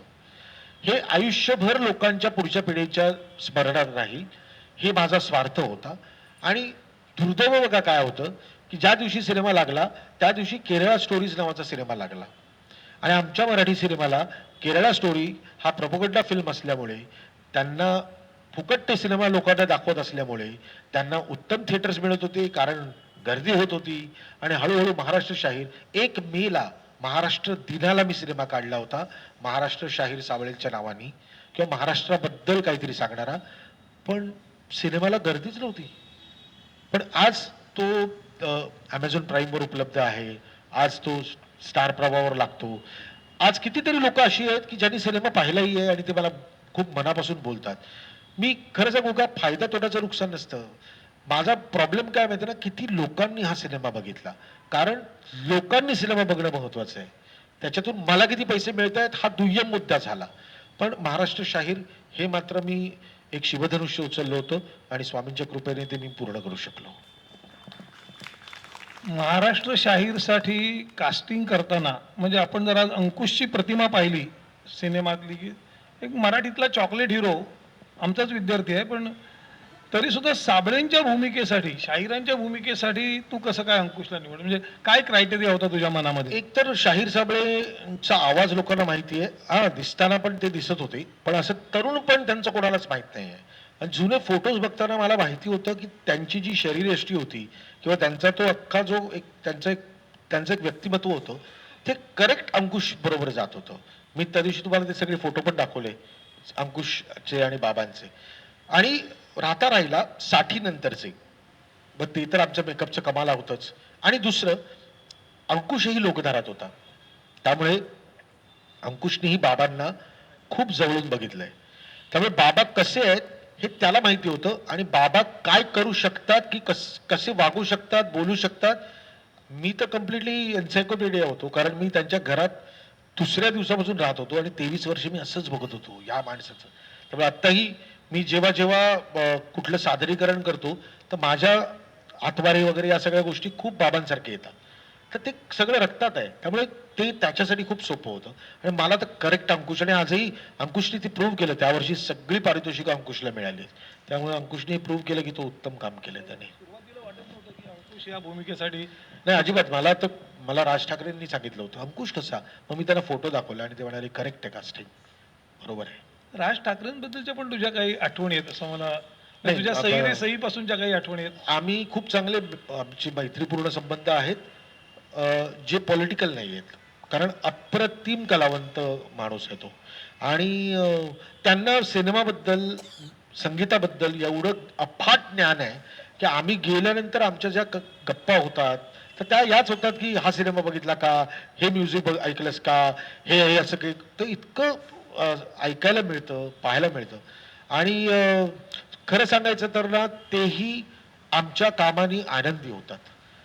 आमची धडपड त्यांनी 2002 पासून बघितली, सही रे सही पासून त्यांनी माझी धडपड बघितली, आणि आज 2025 पर्यंत या 23 वर्षामध्ये आमचे जे ऋणानुबंध आहेत ते खूपच जवळचे आहेत. पण हे सगळे नॉन पॉलिटिकल आहेत. मला त्यांचा मराठीचा मुद्दा किंवा त्यांचं व्यक्तिमत्व 100% आवडतं, पण त्यांनी कधी माझा त्याच्यासाठी फायदा करून घेतलेला नाहीये किंवा मीही त्यांचा त्याच्यासाठी कधी फायदा करून घेतलेला नाहीये. परत एकदा तुमच्या नवीन जनरेशनच्या नाटकाकडे येतो की साधारणपणे 80-90 पर्यंत जे नाटककार आपल्याला दिसतात, त्याच्यामध्ये पुरुषोत्तम दारव्हेकर आहेत, छन्ना नवरे आहेत, दुसऱ्या प्रकारची नाटकं करणारे मग विजय तेंडुलकर दिसतात, किंवा ही सगळी मंडळी यांची नाटकं, याला एक संहिता म्हणून काही शक्ती आहे त्याच्यामध्ये. म्हणजे नाटक हे प्रयोगक्षम असलं पाहिजे, त्याचा प्रयोग उत्तम झालाच पाहिजे, पण प्रयोगाच्या व्यतिरिक्त एक साहित्य म्हणून, वाङ्मय म्हणून ही जी नंतर 90च्या नंतर जी नाटकं आली, तुझं तसं नाही, तुझ्याबरोबर असणारे इतर सगळे लेखकाची, ही साहित्य म्हणून कितपत टिकतील पुढच्या काळात असं वाटतं? सर काय टिकणार आहे? नाही टिकणार काय? माझं म्हणणं काय माहिती ना, तुम्ही कधीतरी हा विचार करायला पाहिजे की त्यांनी जी नाटकं लिहिली त्यावेळेचा काळ काय होता आणि त्यावेळेचे ज्वलंत विषय काय होते. आज मला हा प्रश्न नेहमी पडतो की मला हा मुद्दा ज्वलंत वाटतो, आणि अचानक तुम्ही आज ती टेलिव्हिजन पण बघितलं किंवा पेपर जरी वाचले तरी तुम्हाला कळायला लागतं, अरे हा मुद्दा घेतला यार, पण तिसऱ्या दिवशी तो 7व्या पानावर असतो आणि एवढाच असतो. मुळात तो मुद्दा घेतल्यानंतर त्याची परिपूर्णता त्यांनी पण नाही केली. म्हणजे आता जसं जयवंत दळवींचं पर्याय नाटक होतं, हुंडाबळीवर नाटक होतं, आज काय हुंडाबळी होत नाहीयेत. नाही, चाललं नाही ते. नाही, पण तरी सुद्धा ज्वलंत विषय होता, लोकांना आवडलेलं नाटक होतं. पण ते जे विषय मांडायचे ना, ते समाजामध्ये पण ना ढवळून निघायचं सगळं. आजकाल ना आपणच ढवळून निघतो, आपण माणसंच ढवळून निघतोय, विषय नाही ढवळून निघत आहेत. आणि मी जो विषय मांडीन त्याला नेहमीच काय म्हणते त्याला, गांभीर्याने किंवा खूप काहीतरी प्रीची सांगूनच तुम्हाला पटेल याची काही गरज नाहीये. माझं हस्त खेळतं कुठली तरी, मी गंगाधर टिपरेमध्ये एक मुद्दा मांडायचो की एक सुंदर विषय, तुम्ही सगळे त्या घरामध्ये आहात. माझ्या घरामध्ये एसीचा प्रॉब्लेम झाला आणि मी असं ठरवलं एक नवीन एसी बसवूया माझ्या घरामध्ये. आणि त्या दिवशी मला गंगाधर टिपरेमध्ये ती कथा सापडली, म्हणून मी पटकथा लिहिली त्याच्यावर की घरात वाटते एसी यावा, एसी असायला पाहिजे, एसी असायला पाहिजे, एसी असायला पाहिजे. चारी लोक शेखरच्या मागे लागले आणि शेखरचं शेवटचं वाक्य खूप छान आहे. तो म्हणतो एसी लागला ना की दरवाजा बंद करावा लागणार. एसीची वारा निघून जाईल. मग लक्षात ठेवा, आपण प्रत्येक रूममध्ये जर एसी लावला तर त्या रूमचे दरवाजे बंद होणार आणि मग आपल्या एकमेकांशी संपर्कच संपणार. आज मला हे पदोपदी नेहमी जाणवतं माझ्या घरी की मी एसी लावल्या, बायकोनी एसी लावल्यानंतर ती म्हणते दरवाजा बंद करून घे. मला आमच्या घरामध्ये आम्ही 3 जण राहतो त्यामुळे प्रॉब्लेम नाहीये, पण एकत्र कुटुंब पद्धती ही एवढी विभक्त होण्याचं कारण या सगळ्या गोष्टी होत्या. तर हा विषय आहेच ना, हा विषय मी कसा मांडणं हे माझं महत्वाचं आहे. आणि सर सॉरी बट ना, आजचा तुम्ही नेहमी न्यूज चॅनल मराठी बघता का? मला तर कधी कधी संध्यानंतर पेपर वाचतोय की काय असं वाटतं. म्हणजे ना त्या न्यूज चॅनलमध्ये एक बातमी कुठल्या तरी राजकीय पक्षाची असते, नंतर अचानक 15 फूट अजगर सापडला, कट्टू या लहान मुलीवर अत्याचार झाला, कट्टू विराट कोहलीनी मर्सिडीज गाडी घेतली. काही संबंधच नाही एकमेकांशी. म्हणजे मग ना याची सवय लागली आहे मेंटली आपल्याला. दुसरं, आज आपल्यातली लोक, हा ज्वलंत मुद्दा आहे, मी हे जाऊन बघणार, अशी बघण्याची आता इच्छा तरी राहिली आहे का? कारण नकोच आहे लोकांना असं वाटतं की आधीच माझ्या समस्या एवढ्या आहेत, त्यात ती समस्या जाऊन बघा. हा बदल झालेला आहे समाजामध्ये. ते सगळे ग्रेट नाटककार होते, पण आम्हीही काम करतोय आणि आम्हीही तेवढाच आनंद देतोय. आणि आनंद देण्यासारखं तर आनंद दुसरा नाहीच ना. म्हणजे ते कदाचित तुम्हाला विषय देत असतील, आज आम्ही तुम्हाला आनंद देतोय, हा एक फरक आहे ना. नाही, विषय असा होता की जयवंत दळवींचा आता विषय निघाला म्हणून पर्याय नाटक सोडून देऊ, पण नातीगोती असेल किंवा बॅरिस्टर सारखं नाटक असेल की जे युनिव्हर्सल, की त्या ज्या समस्या आहेत त्या कायमस्वरूपी आहेत. तर ही जी मी 90 नंतरची सगळी जी नाटककार जे सगळे म्हणतोय, संतोष पवारपासून सगळे जे कोण आहेत मंडळी सगळी, ती सगळ्यांची नावं घेत नाही, बस कोणीतरी दुखावेल. तर काय राहील मागे? प्रयोग खूप होतील. सर कसं आहे माहिती ना, की तुम्हाला जेव्हा बरं नसतं ना, तेव्हा तुम्ही त्या स्पेशालिस्टकडे जाता. तुमच्या समजा डोळ्यांना जर, अरे मला जरा डोळ्यात काही दिसत नाही, जरा कचरा गेल्यासारखा वाटतोय, तुम्ही न्यूरोसर्जनकडे जाणार का? नाही, तुम्ही आय स्पेशलिस्टकडे जाणार. करेक्ट. तसंच तुम्हाला जेव्हा छान काहीतरी आनंद बघायचा असेल, तुम्ही या स्पेशालिस्टकडे या. तुम्हाला खूप काही गंभीर बघायचं असेल तर दुसरे पण दिग्दर्शक आहे. निखळ आनंद. हा, तुम्ही दुसरे दिग्दर्शक ठेवलेत आम्ही, त्यांच्याकडे जाऊन तो घ्या आनंद. तर हे कंपार्टमेंट आम्ही करायला पाहिजे आणि आम्ही केली ती.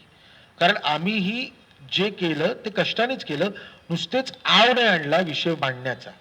आमचे विषय तेवढेच तगडे होते आणि म्हणूनच रसिक प्रेक्षकांनी प्रेम केलं ना. 4,500 प्रयोग होतात, ते काय मी त्यांना सांगितलेलं नाही हे घ्या पैसे आणि तिकीट बघा, माझं नाटक बघा. त्यांना तो आनंद मिळत होता म्हणून ते 4,500 लोक प्रयोगाला आले. निश्चितच. तर त्यामुळे आज नाटकांकडे बघण्याचा किंवा सिनेमांकडे बघण्याचा दृष्टिकोन माझा तरी असा आहे की बस मी आय सर्जन आहे, तुमच्या डोळ्यामध्ये जर काही लागलं ना तर प्लीज माझ्याकडे या. पण मला येऊन असं बनवू नका की सर मला ना डोळ्याचा प्रॉब्लेम होताच, हल्ली ना माझं हृदय पण खूप दुखतं, मी नाहीये त्याचा डॉक्टर, दुसऱ्या डॉक्टर. तू दुसऱ्या डॉक्टरकडे जा, माझ्याकडे फक्त डोळे तपासून मिळतील. आणि खरं सांगायचं तर माझ्याकडे फक्त आनंद मिळेल, जो एकत्र कुटुंब पद्धतीमध्ये आज मिळत नाही. आज एकत्र कुटुंबाला आनंदच मिळत नाही. जर जेव्हा तुम्हाला पाहिजे असेल तेव्हा माझ्या कलाकृती बघा, मी तिथे आहे. वा, सुंदर. केदार शिंदेचं नाटक आणि त्यातली गाणी, त्याचं संगीत, असं एक वेगळं स्वरूप आहे त्याचं. आणि प्रामुख्याने तुझी जी पहिली नाटक असेल, पहिला सिरियलचा भाग असेल किंवा हे, त्याला अजय अतुल आहेत. मग ते सही रे सही असू दे, तुझी चाललेलं नाटक असेल, गंगाधर चित्रे असेल किंवा अगोबाई अरेच्या असेल, जत्रा, या सगळ्या ठिकाणी अजय अतुल दिसतात. आणि मधल्या काही कालखंडात ते कुठे दिसत नाहीत. पुन्हा ते महाराष्ट्र शाहीरला म्हणजे मध्ये 10-15 वर्षाचा काहीतरी, 17 वर्ष 17 वर्षाचा गॅप आहे.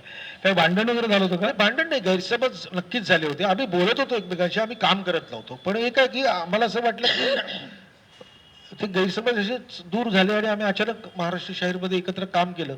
कोणी आम्हाला बघितल्यानंतर असं विचार पण केला नसेल की हे 17 वर्ष एकत्र काम करत नव्हते. हे कारण आम्ही शेवटी कलावंत आहोत ना.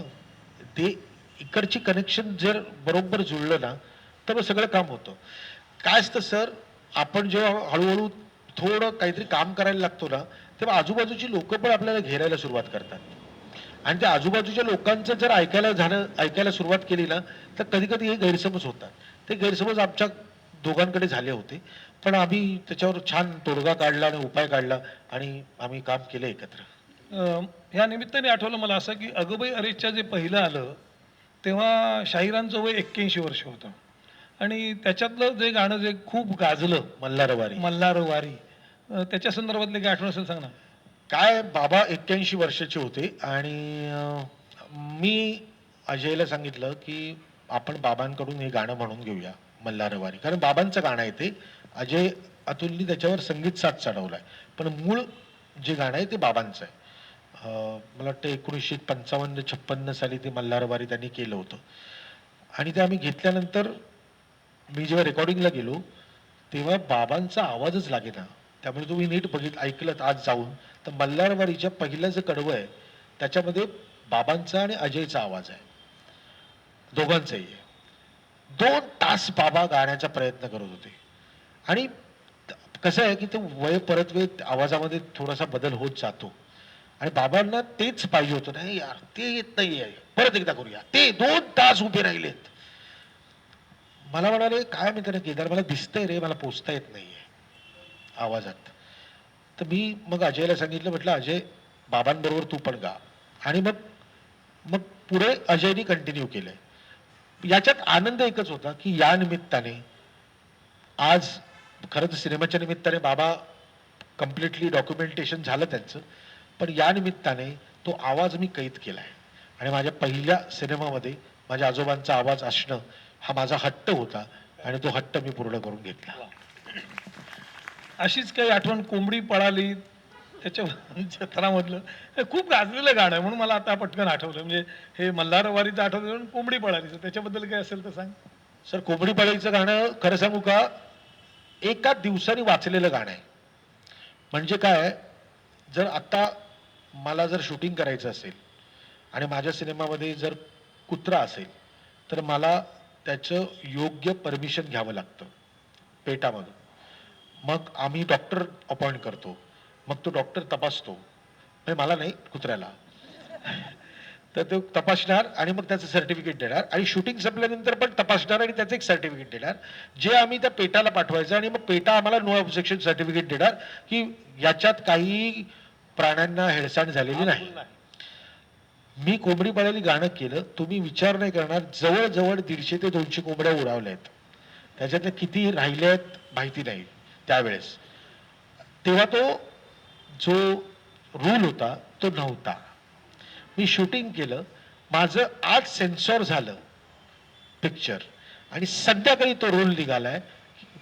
तर म्हटलं जर हा आदल्या दिवशी रोल निघाला असता तर हे अख्खं चक्क गाणं नाही, सिनेमामध्ये जेवढे कोंबडीचे सीन्स होते तेवढे मला सगळे एडिट करावे लागले असते, नाहीतर काहीतरी वेगळं करावं लागलं असतं. पण मला वाचवलंय. पण ही आठवणच मोठी आहे माझ्यासाठी. मला कोणी विचारलं पेटाचा रूल कधी आला तर मी त्याला सांगतो माझ्या सिनेमाच्या नंतर. बऱ्याचशा कोंबड्या वाचल्या असत्या कदाचित त्या तडाख्यातून. सर अशाही खाल्ल्या होत्या दिवशी लोकांनी. तर आता शेवटाकडे येऊया आपण, कारण 9 वाजले जवळजवळ. आज शेवटचा दिवस आहे त्यामुळे पुढेही काही थोडा कार्यक्रम आहे. तुझ्या एकूण कामाचं तू स्वतःच इव्हॅल्युएशन मूल्यमापन कसं करशील? म्हणजे मराठी चित्रपट सृष्टीला एकूण मराठी सर खूप मोठी मोठी वाक्य झाली, इतकं पण नाही करणार मी. मला वाटतं ना माझा प्रवास सुरू झालाय आत्ता. कुठे ना मी पनवेलपर्यंत पोहोचलोय. माझं डेस्टिनेशन खूप पुढचं आहे. प्रत्येकाला वाटत राहतं. मी जेव्हा एकांकिका करत होतो मला वाटत होतं राज्यनाट्य स्पर्धा करावी. मला राज्यनाट्य स्पर्धा करायला लागलं तर मला वाटायला लागलं मला व्यावसायिक नाटक मिळालं. मग व्यावसायिक नाटक करायला लागलो तर मला वाटायला लागलं आता सिरियल मिळावी. पण सिरियल करायला लागलो तर मला असं वाटायला लागलं सिनेमा मिळावा. या काही संपणाऱ्या गोष्टी नाही आहेत. आज कोणी मला विचारलं तर मला हॉलिवूडचा सिनेमा करायला आवडेलच की, पण मला माहिती आहे ना की मला ते मिळवण्यासाठी मला खूप आधीच कष्ट घ्यावे लागणार आहेत. त्यामुळे आजही ते कष्ट घेणं सुरू आहे, प्रयत्न सुरू आहे. आणि मी अजिबात मॉडेस्ट होऊन आणि एकदम किती किती रे बाबा गोंडस आणि छान आहे एवढंच असं बोलतो नाही. मी खूप स्पष्टपणे बोलतो. मगाशी तुम्हाला सांगितलं ना, मला एक प्रश्न विचारल्याचा खूप राग येतो. तुम्ही कधी विचारला नाही तो बरं झालं मला. सर तुमचा स्ट्रगल कसा होता? म्हटलं स्ट्रगल फक्त फ्रीडम स्ट्रगल होता, आमचा काही स्ट्रगल बिगल नाही. स्वातंत्र्य सैनिकांनी केला तो स्ट्रगल होता. आम्हाला जे आनंद मिळतो, आम्हाला ज्याच्यामध्ये नाव मिळतं आणि आम्हाला ज्याच्यामध्ये पैसा मिळतो अशा क्षेत्रात आनंदाने काम करतोय आम्ही. आम्हाला 9 ते 5 जॉब करायची गरज नाहीये. हा अस्थिर आहे आमचं आयुष्य, कारण आज हा सिनेमा चालला म्हणून उद्या चालेलच सिनेमा याची गॅरंटी नाही. आज माझ्याकडे काम आहे तर कधी कधी 6-6 महिने 7-7 महिने कामही नसतं. किंवा करोनाच्या काळामध्ये सगळ्यात पहिली इंडस्ट्री बंद होणारी आमची होती आणि सगळ्यात शेवटची इंडस्ट्री उघडणारी आमची होती. म्हणजे सगळ्या इंडस्ट्रीज ओपन झाल्या होत्या, आमच्या इंडस्ट्रीला वालीच नाही. आजही आम्हाला कुठल्याही बँकेमध्ये कर्ज मिळत नाही, कारण आमची इंडस्ट्री ही व्हॅलिडच नाही, शाश्वती नाही, कसलीच नाही. त्यामुळे ही शाश्वती नाही आहे. पण आपलं काम आहे, आपल्याला येतं. मला काम येतं हेच. मी काय गोळ्या बिस्किटांचं दुकान नाही टाकू शकत की आज माझं सिनेमा चालत नाही सर, आज मी इथे एक नवीन रेस्टॉरंट उघडलंय आणि आता मी हॉटेल चालवतोय. मला नाही येत ते. कदाचित उद्या मी हॉटेल काढी नाही, पण मी नाही तिकडे बसणार, कारण मला येतच नाही ते. मला फक्त हेच येतं. मला ना रात्री झोपताना पण माझंच काम दिसतं आणि मला उठल्यानंतर पण माझंच काम दिसतं. त्यामुळे ना जेवढं मला दिसतंय आणि जेवढं येतंय ते प्रामाणिकपणे करत राहायचं. सिंहावलोकन आणि एव्हल्युशन या सगळ्या गोष्टी खूप जड आहे. एक आहे की एवढी मी मगाशीच सांगितल्याप्रमाणे गॅरंटी देईन की मी तुम्हाला निखळ स्वच्छ आनंद देत राहील आणि हे मी वचन नक्कीच देईन. थँक्यू.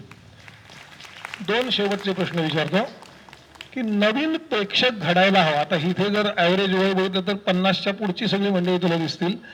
तर नवीन प्रेक्षक रंगमंचाकडे यायला हवा, सिनेमाकडे यायला हवा, यासाठी की म्हणजे बालनाट्यापासून आपण विचार केला तर असा काही कधी विचार डोक्यात चमकून गेला की मुलांसाठी काही व्हायला हवं आपल्याकडे? सर काय माहिती ना, मुलांना आम्ही दाखवण्यापेक्षा खूप काही दिसतंय त्या मोबाईलवर.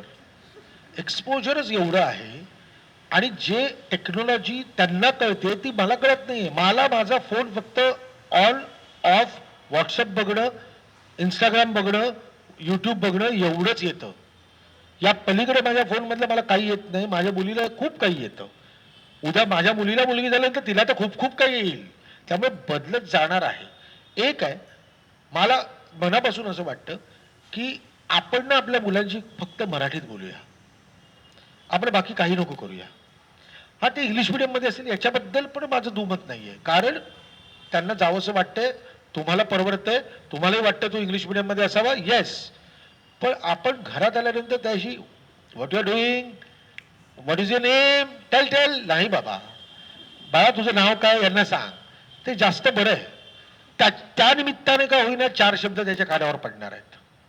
आणि त्याला पहिल्या दिवसापासून कळू द्यात की माणूस मिळत नाही, माणूस भेटतो आणि वस्तू मिळतात. आपल्याकडे हाच मोठा आता या जनरेशनचा गोळ आहे की भेटतो आणि मिळतो याच्यामध्येच प्रॉब्लेम सुरू झालेले आहेत. त्यामुळे या छोट्या छोट्या गोष्टी जरी केल्या ना तरी तो उद्याचा प्रेक्षक म्हणून निर्माण होऊ शकतो. दुसरं, ते काही कंपल्शन होणार नाहीये. पुस्तक द्या वाचायला, आम्ही हल्ली ना त्याला मराठी वाचायला काही नाही फरक पडत. तो आपला, तुम्हाला काय माहिती तो वाचतोय का विचार करतो वेगळाच, ते काही नाही. त्याला त्याच्या मनाप्रमाणे जगू द्या. ती कुठल्याही गोष्टीची गोडी आहे ना त्याच्या अनावधानाने लागली पाहिजे. मी त्याला समजलं नाही पाहिजे की याची मला गोडी लागली. म्हणजे तुम्हाला, मला कधी कधी असं वाटतं की आता हा सिनेमा जो करतोय ना, तुम्हाला छोटीशी गंमत सांगतो सर. संस्कार जर करायचे असतील तर कशा करावेत असं मला बाबांनी शिकवलेलं होतं ना, त्यामुळे डोक्यात राहिलं होतं.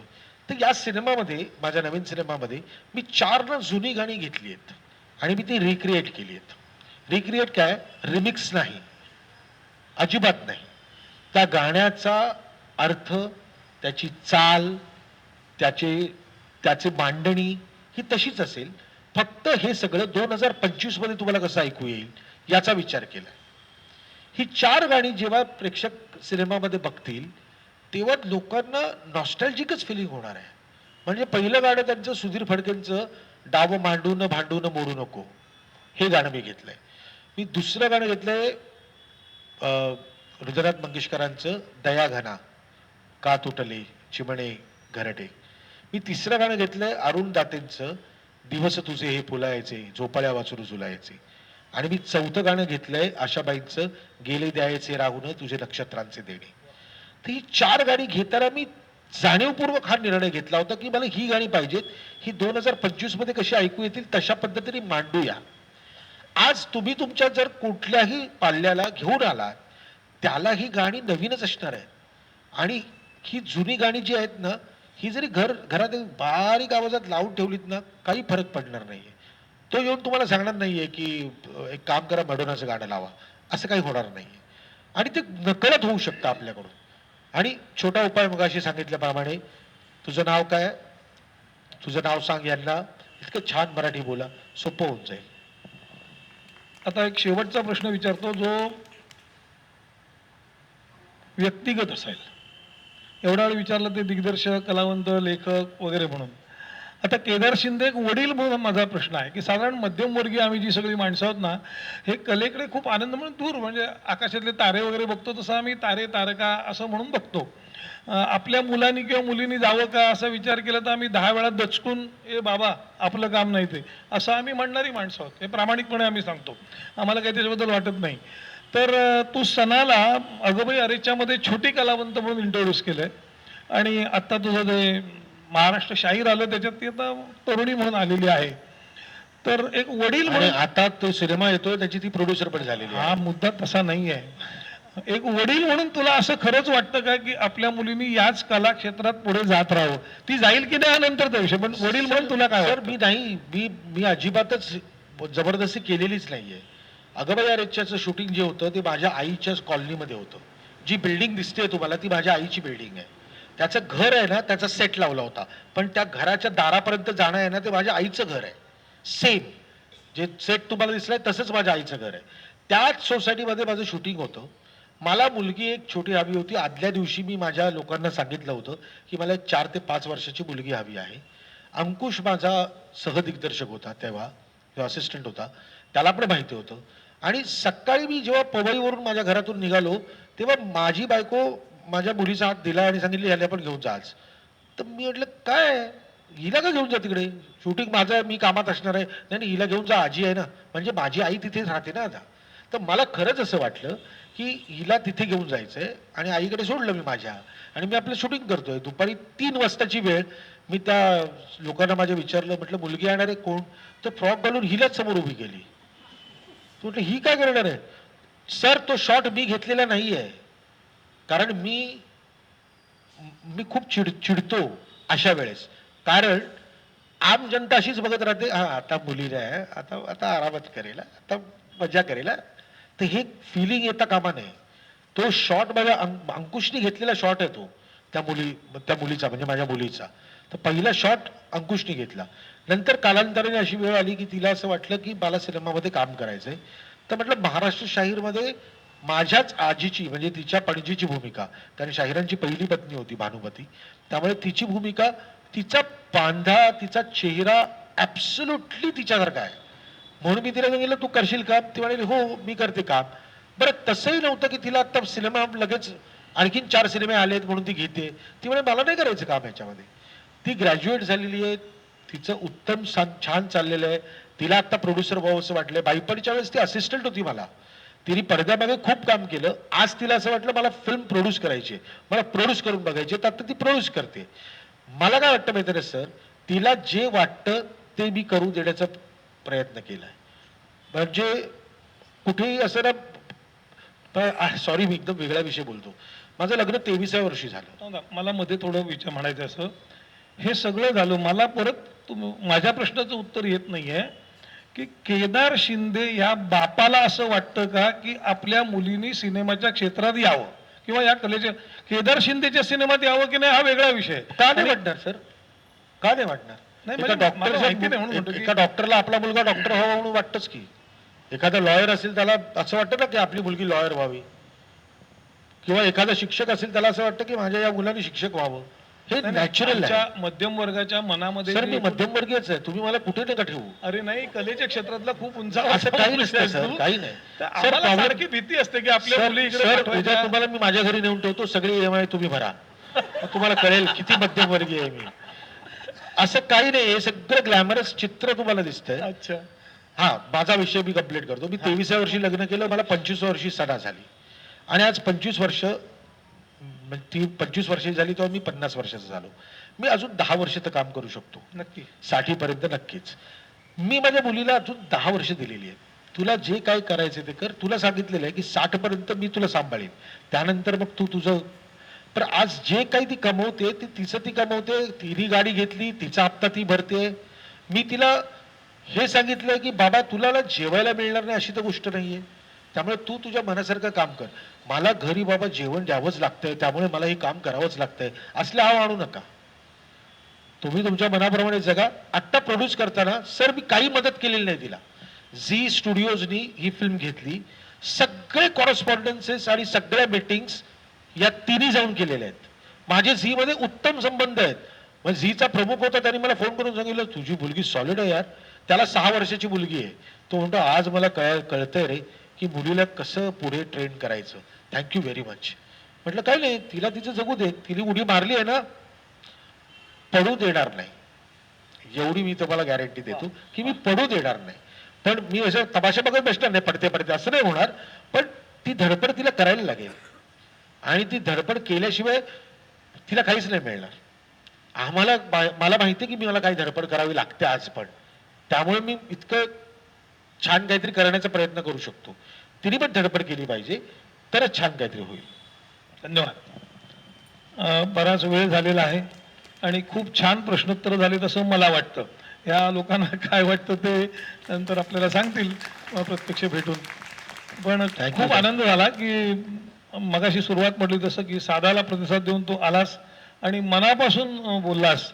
आणि कुठेही आपण मग मला जे काही वाटत होतं की मी थोडे लुडबुड ज्याला म्हणतात ना रंगमंचावर, ती माझ्या काळात केली होती आणि ती थोडीशी फळाला आली की तुझ्याशी प्रश्नोत्तर करता मधला काळ सगळा भरून निघाला आणि मी केदार शिंदेपर्यंत पोहोचतो याचा मलाही आनंद मिळाला. सरांनी मला 2 दिवसांपूर्वी फोन करून सांगितलं केदार तुझ्या सगळ्या मुलाखती मी बघितल्या आहेत. म्हटलं सर मी पण माझ्या मुलाखती एवढ्या बघितलेल्या आहेत. तर ते म्हणाले सगळं मी बघून घेतलेलं आहे. मधला कालखंड असा होता की ज्याच्याशी माझा या कलाक्षेत्राशी संबंध काही राहिला नव्हता. माझ्या कॉलेज जीवनात किंवा त्याच्यानंतरच्या काळात मी बरेच वर्ष होतो तिथे, पण नंतर राहून गेलो होतो ते मधल्या काळात. आणि आज केदारच्या निमित्ताने पुन्हा एकदा ते सगळं भांडं घासून लखलखीत तांब्याचं भांडं करतात, सो पुन्हा एकदा लखलखीत झालं. त्याला जबाबदार केदार आहे. केदारमुळे मला ही संधी मिळाली, त्यामुळे तू आलास त्याबद्दल मनापासून तुझे आभार मानतो आमच्या संस्थेतर्फे, व्यक्तिगत माझ्यातर्फे. आणि एक मागणी करणार आहे काय की पुढच्या वर्षी आमचं 50वं वर्ष आहे, तेव्हा आम्हाला तुझ्यासारखाच तगडा माणूस म्हणजे जो चांगला बोलेल, कारण आमची इंडस्ट्रीमध्ये फारशी पहुंच नाही आहे. आम्ही तुझ्यापर्यंत पोहोचलो म्हणजे आपल्या ओळखीतून पोहोचलो एवढंच. सर मी नक्की तुम्हाला वचन देतो की एखादा चांगला माणूस मी इथे येऊन गेलोय आणि इथे कशा पद्धतीने रिसीव्ह होतं याचा आनंद मी घेतलेला आहे. आणि तुमचं इतकं डिसिप्लिन्ड आहे सगळ्या गोष्टी, त्यामुळे मला तुमच्याकडे ते नाव सुचवण्यामध्ये अजिबात मला वाईट वाटणार नाही. आणि त्याही व्यक्तीला मी सांगेन की काय डिसिप्लिन्ड असतं आणि काय पद्धतीने हे सगळं ऑर्गनाईज असतं. कारण काय घोळ होतो माहिती आहे ना की अशा वेळेस ना ते ऑर्गनायझेशन जर चांगली नसेल ना तर मग ते सगळे जर कचरतात. आणि फ्रँकली सांगतो सर, आजकाल ना प्रत्येक गोष्ट पैशांवर राहिलेली आहे. आजकाल प्रश्न आमच्याकडे फीत कापायला जातात तर 2-2, 3-3 लाख माझे सगळे ऍक्टर घेतात. मी त्यांच्याकडे बघतो आणि म्हणलो काय कशाने गेला होता, फीत कापायला गेलो होतो, 3 लाख रुपये घेऊन आलो. Very nice. फीत कापायचे तर 3 लाख रुपये मिळायला लागले तर. पण मी तुम्हाला असा माणूस नक्की देईन ज्याला जाण असेल, ज्याला प्रेक्षकांच्या बद्दलचं प्रेम असेल आणि त्याला जाणीव असेल की जे मी आत्तापर्यंत केलंय ते या लोकांपर्यंत पोहोचलं तर खूप काही झालं, असं ज्या व्यक्तीबद्दल असेल त्याबद्दल ती व्यक्ती मी तुम्हाला नक्की सांगेन. धन्यवाद. धन्यवाद. आभारी होतो.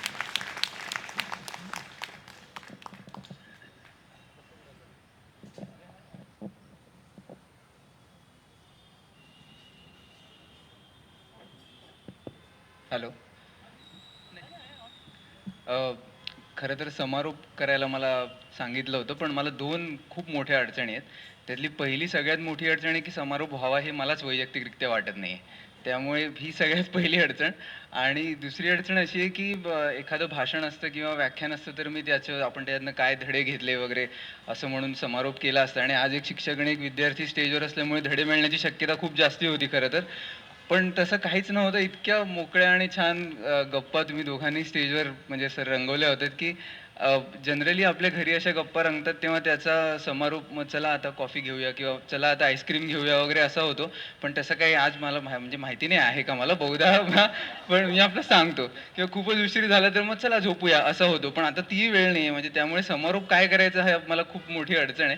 तर नुसतंच मला वाटतं की आपल्या सगळ्यांच्याच इतके जवळचे टिपरे असू दे, सैरे सगळ्याच कलाकृतींमधून तर त्यांना अगदी अगदी अगदी मनापासून सर वैयक्तिकरित्या सुद्धा तुम्ही जे म्हणालात की संस्कार करण्याचं कार्य त्या सिरियलने केलंय तर मी त्याचा लाभार्थी आहे. त्यामुळे खूप खूप खूप धन्यवाद दोघांचे. आणि याच्यानंतर मी संस्कार व्याख्यानमालेचे तुषार वैद्य यांना विनंती करतो की त्यांनी मंचावर उपस्थित दोघांचाही सत्कार करायचा आहे. एकदा जोरदार टाळ्या वाजवूया.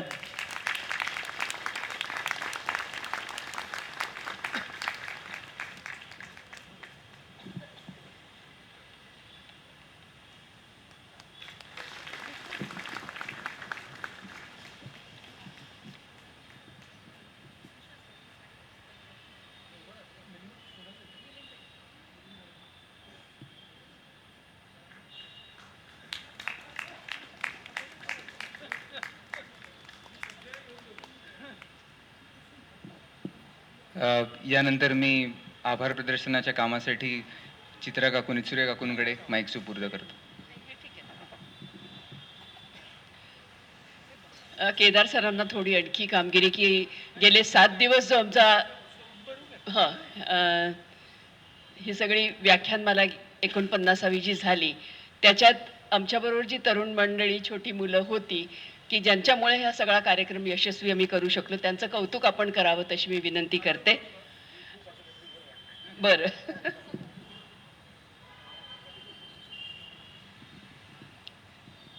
ध्वजगीत म्हणणाऱ्या मुली मनवा राजवाडे, अनुष्का थत्ते, स्पृहा जहागीरदार,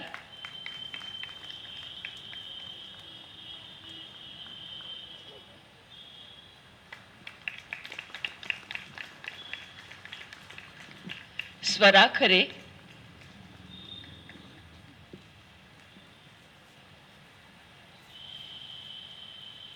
आरती कापसे,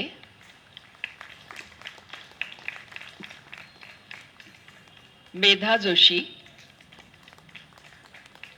प्रणव पटवर्धन,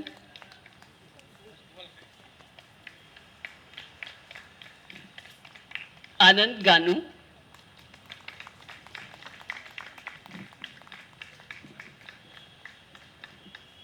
आर्या करंबेळकर,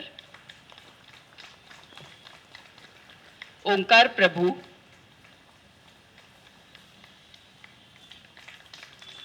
सुरुची लेले, नाही मला वाटतं, गौरी सातघरे,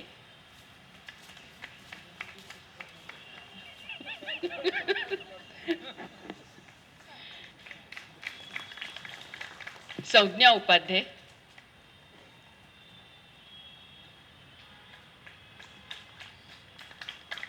तुषार वैद्य,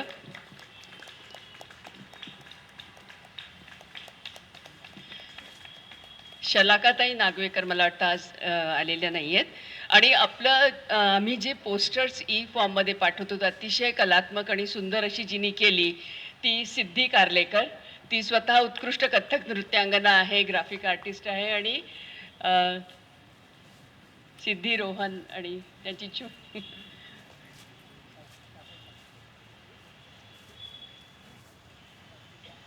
ही दोघं इतकी गोड आणि इतकी मदत करणारी आहेत आम्हाला.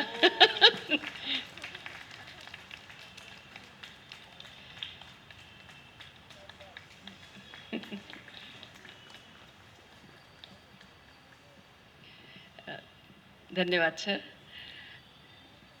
7 दिवसाची आपली ही व्याख्यानमाला 49वी आता संपली आणि हे संबंध आयोजनात अनेकांनी अनेक प्रकारे आम्हाला मदत केलेली आहे. सर्वप्रथम ज्ञानयोग सहनिवासाचं कार्यकारी मंडळ ज्यांनी ही जागा वापरण्याची परवानगी दिली. इथल्या रहिवाशांना ही व्याख्यानमाला असताना काही प्रमाणात कदाचित गैरसोय सोसावी लागली असेल पण ती आनंदाने त्यांनी सोसली म्हणून त्यांचे आभार. इथल्या सेवक वर्गांनी पण आम्हाला मदत भरपूर केलेली आहे. आणि व्याख्यानमाला यशस्वी होण्यास मोठा हातभार अर्थातच सर्व सन्माननीय वक्ते की जे आपापल्या क्षेत्रात अत्यंत उच्च पदावर असूनही या लांबच्या ठिकाणी दूरच्या उपनगरात आमच्यासाठी आले, त्यांचे आभार. आपल्यासारखे सुजाण श्रोते, आणि मी इथे आवर्जून सांगते की आम्हाला प्रत्येक वक्त्यांनी जेव्हा इथून घरी गेल्यावर सांगतात की इथले श्रोते इतकं छान ऐकतात म्हणून आम्हाला बोलण्याची आणखी स्फूर्ती मिळते. आणि नाहीतर काही ठिकाणी कदाचित त्यांना अनुभव आला असेल, म्हटलं नाही आमचे श्रोते खरंच बहुश्रुत आणि अनेक प्रकारे विविध वाचन केलेले असे आहेत. त्या सुजाण श्रोत्यांचे त्यांनी आपला इथला वेळ दिला म्हणून त्यांचे आभार. ही जी मंचसज्जा केलेली ती शेणॉय डेकोरेटर्स गेली कित्येक वर्ष करत आहेत संस्कार व्याख्यानमालेसाठी. पत्रकं वगैरे, ग्राफिक प्रिंटर्स, ही फ्लेक्स बॅनर्स वगैरे ग्राफिक प्रिंटर्स आम्हाला नेहमी तयार करून देतात. ब्राह्मण सेवा संघ बोरिवली आणि जनसेवा केंद्र बोरिवली हे आमचे 2 प्रायोजक, त्यांनी 2 व्याख्यानं प्रायोजित केली म्हणून त्या संस्थांचे आभार. भारतीय स्त्री शक्ती या संस्थेमुळे आपल्याला प्रोजेक्टर आणि स्क्रीन मिळू शकला, त्या संस्थेचेही आभार. अनेक हितचिंतक आहेत की ज्यांना हा उपक्रम यशस्वी व्हावा असं वाटतं, ते वेगवेगळ्या प्रकारे मदत करू शकतात आणि ती यादी खरंच मोठी की प्रत्येकाचा नावानिशी उल्लेख करणं शक्य नाही, पण सर्व आमच्या हितचिंतकांचे आभार.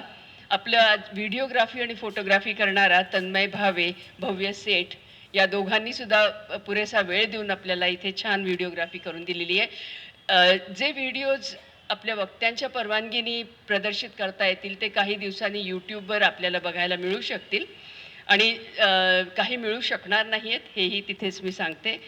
आणि ही सर्व तरुण मुलं की त्यांना स्वतःची व्यवधानं आहेत, स्वतःचे व्याप आहेत, पण तरीही हाक मारली की ती आवर्जून येतात आणि आम्हाला मदत करतात. अशा रीतीने ही 49वी व्याख्यानमाला संपन्न झाली हे मी जाहीर करते आणि आजचा कार्यक्रम संपला. पसायदानाने याची सांगता होईल. आर्याला विनंती करते तिने पसायदान सादर करावं.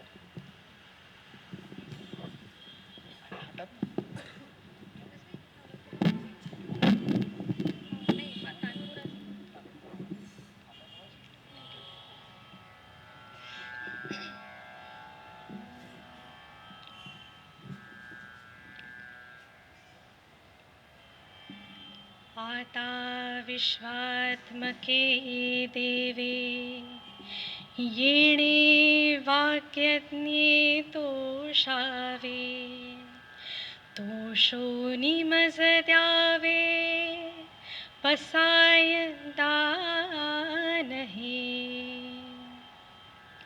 जे खळांची व्यंकटी सांडो, तया सत्कर्मी रती वाढो, भूता परस्परे पडो, मैत्र जीवांचे. दुरिताचे तिमिर जाओ, विश्वस्वधर्म सूर्ये पाओ, जो जे वांछील तो तेला हो, प्राणी जात. वर्षत सकळ मंगळी, ईश्वर निष्ठांची मांदियाळी, अनवरत भूमंडळी, भेट तू भूता.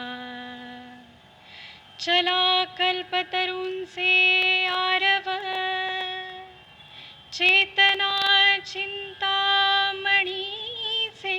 गाव, बोलते जे अर्णव पियुषांचे.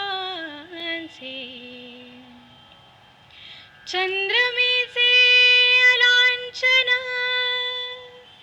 मार्तंडचे तापहीन, ते सर्वाही सदा सज्जन.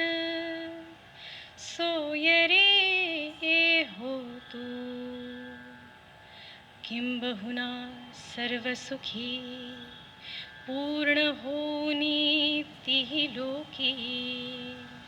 भजिजो आदि पुरुखी अखंडित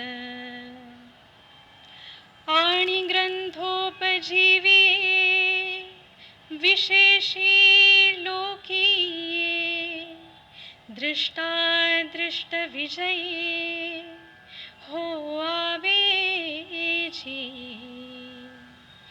येथ म्हणे श्री विश्वेश्वरा हो हा होईल दान पसाओ येणे वरे ज्ञान देओ सुखिया झाला सुखिया झाला सुखिया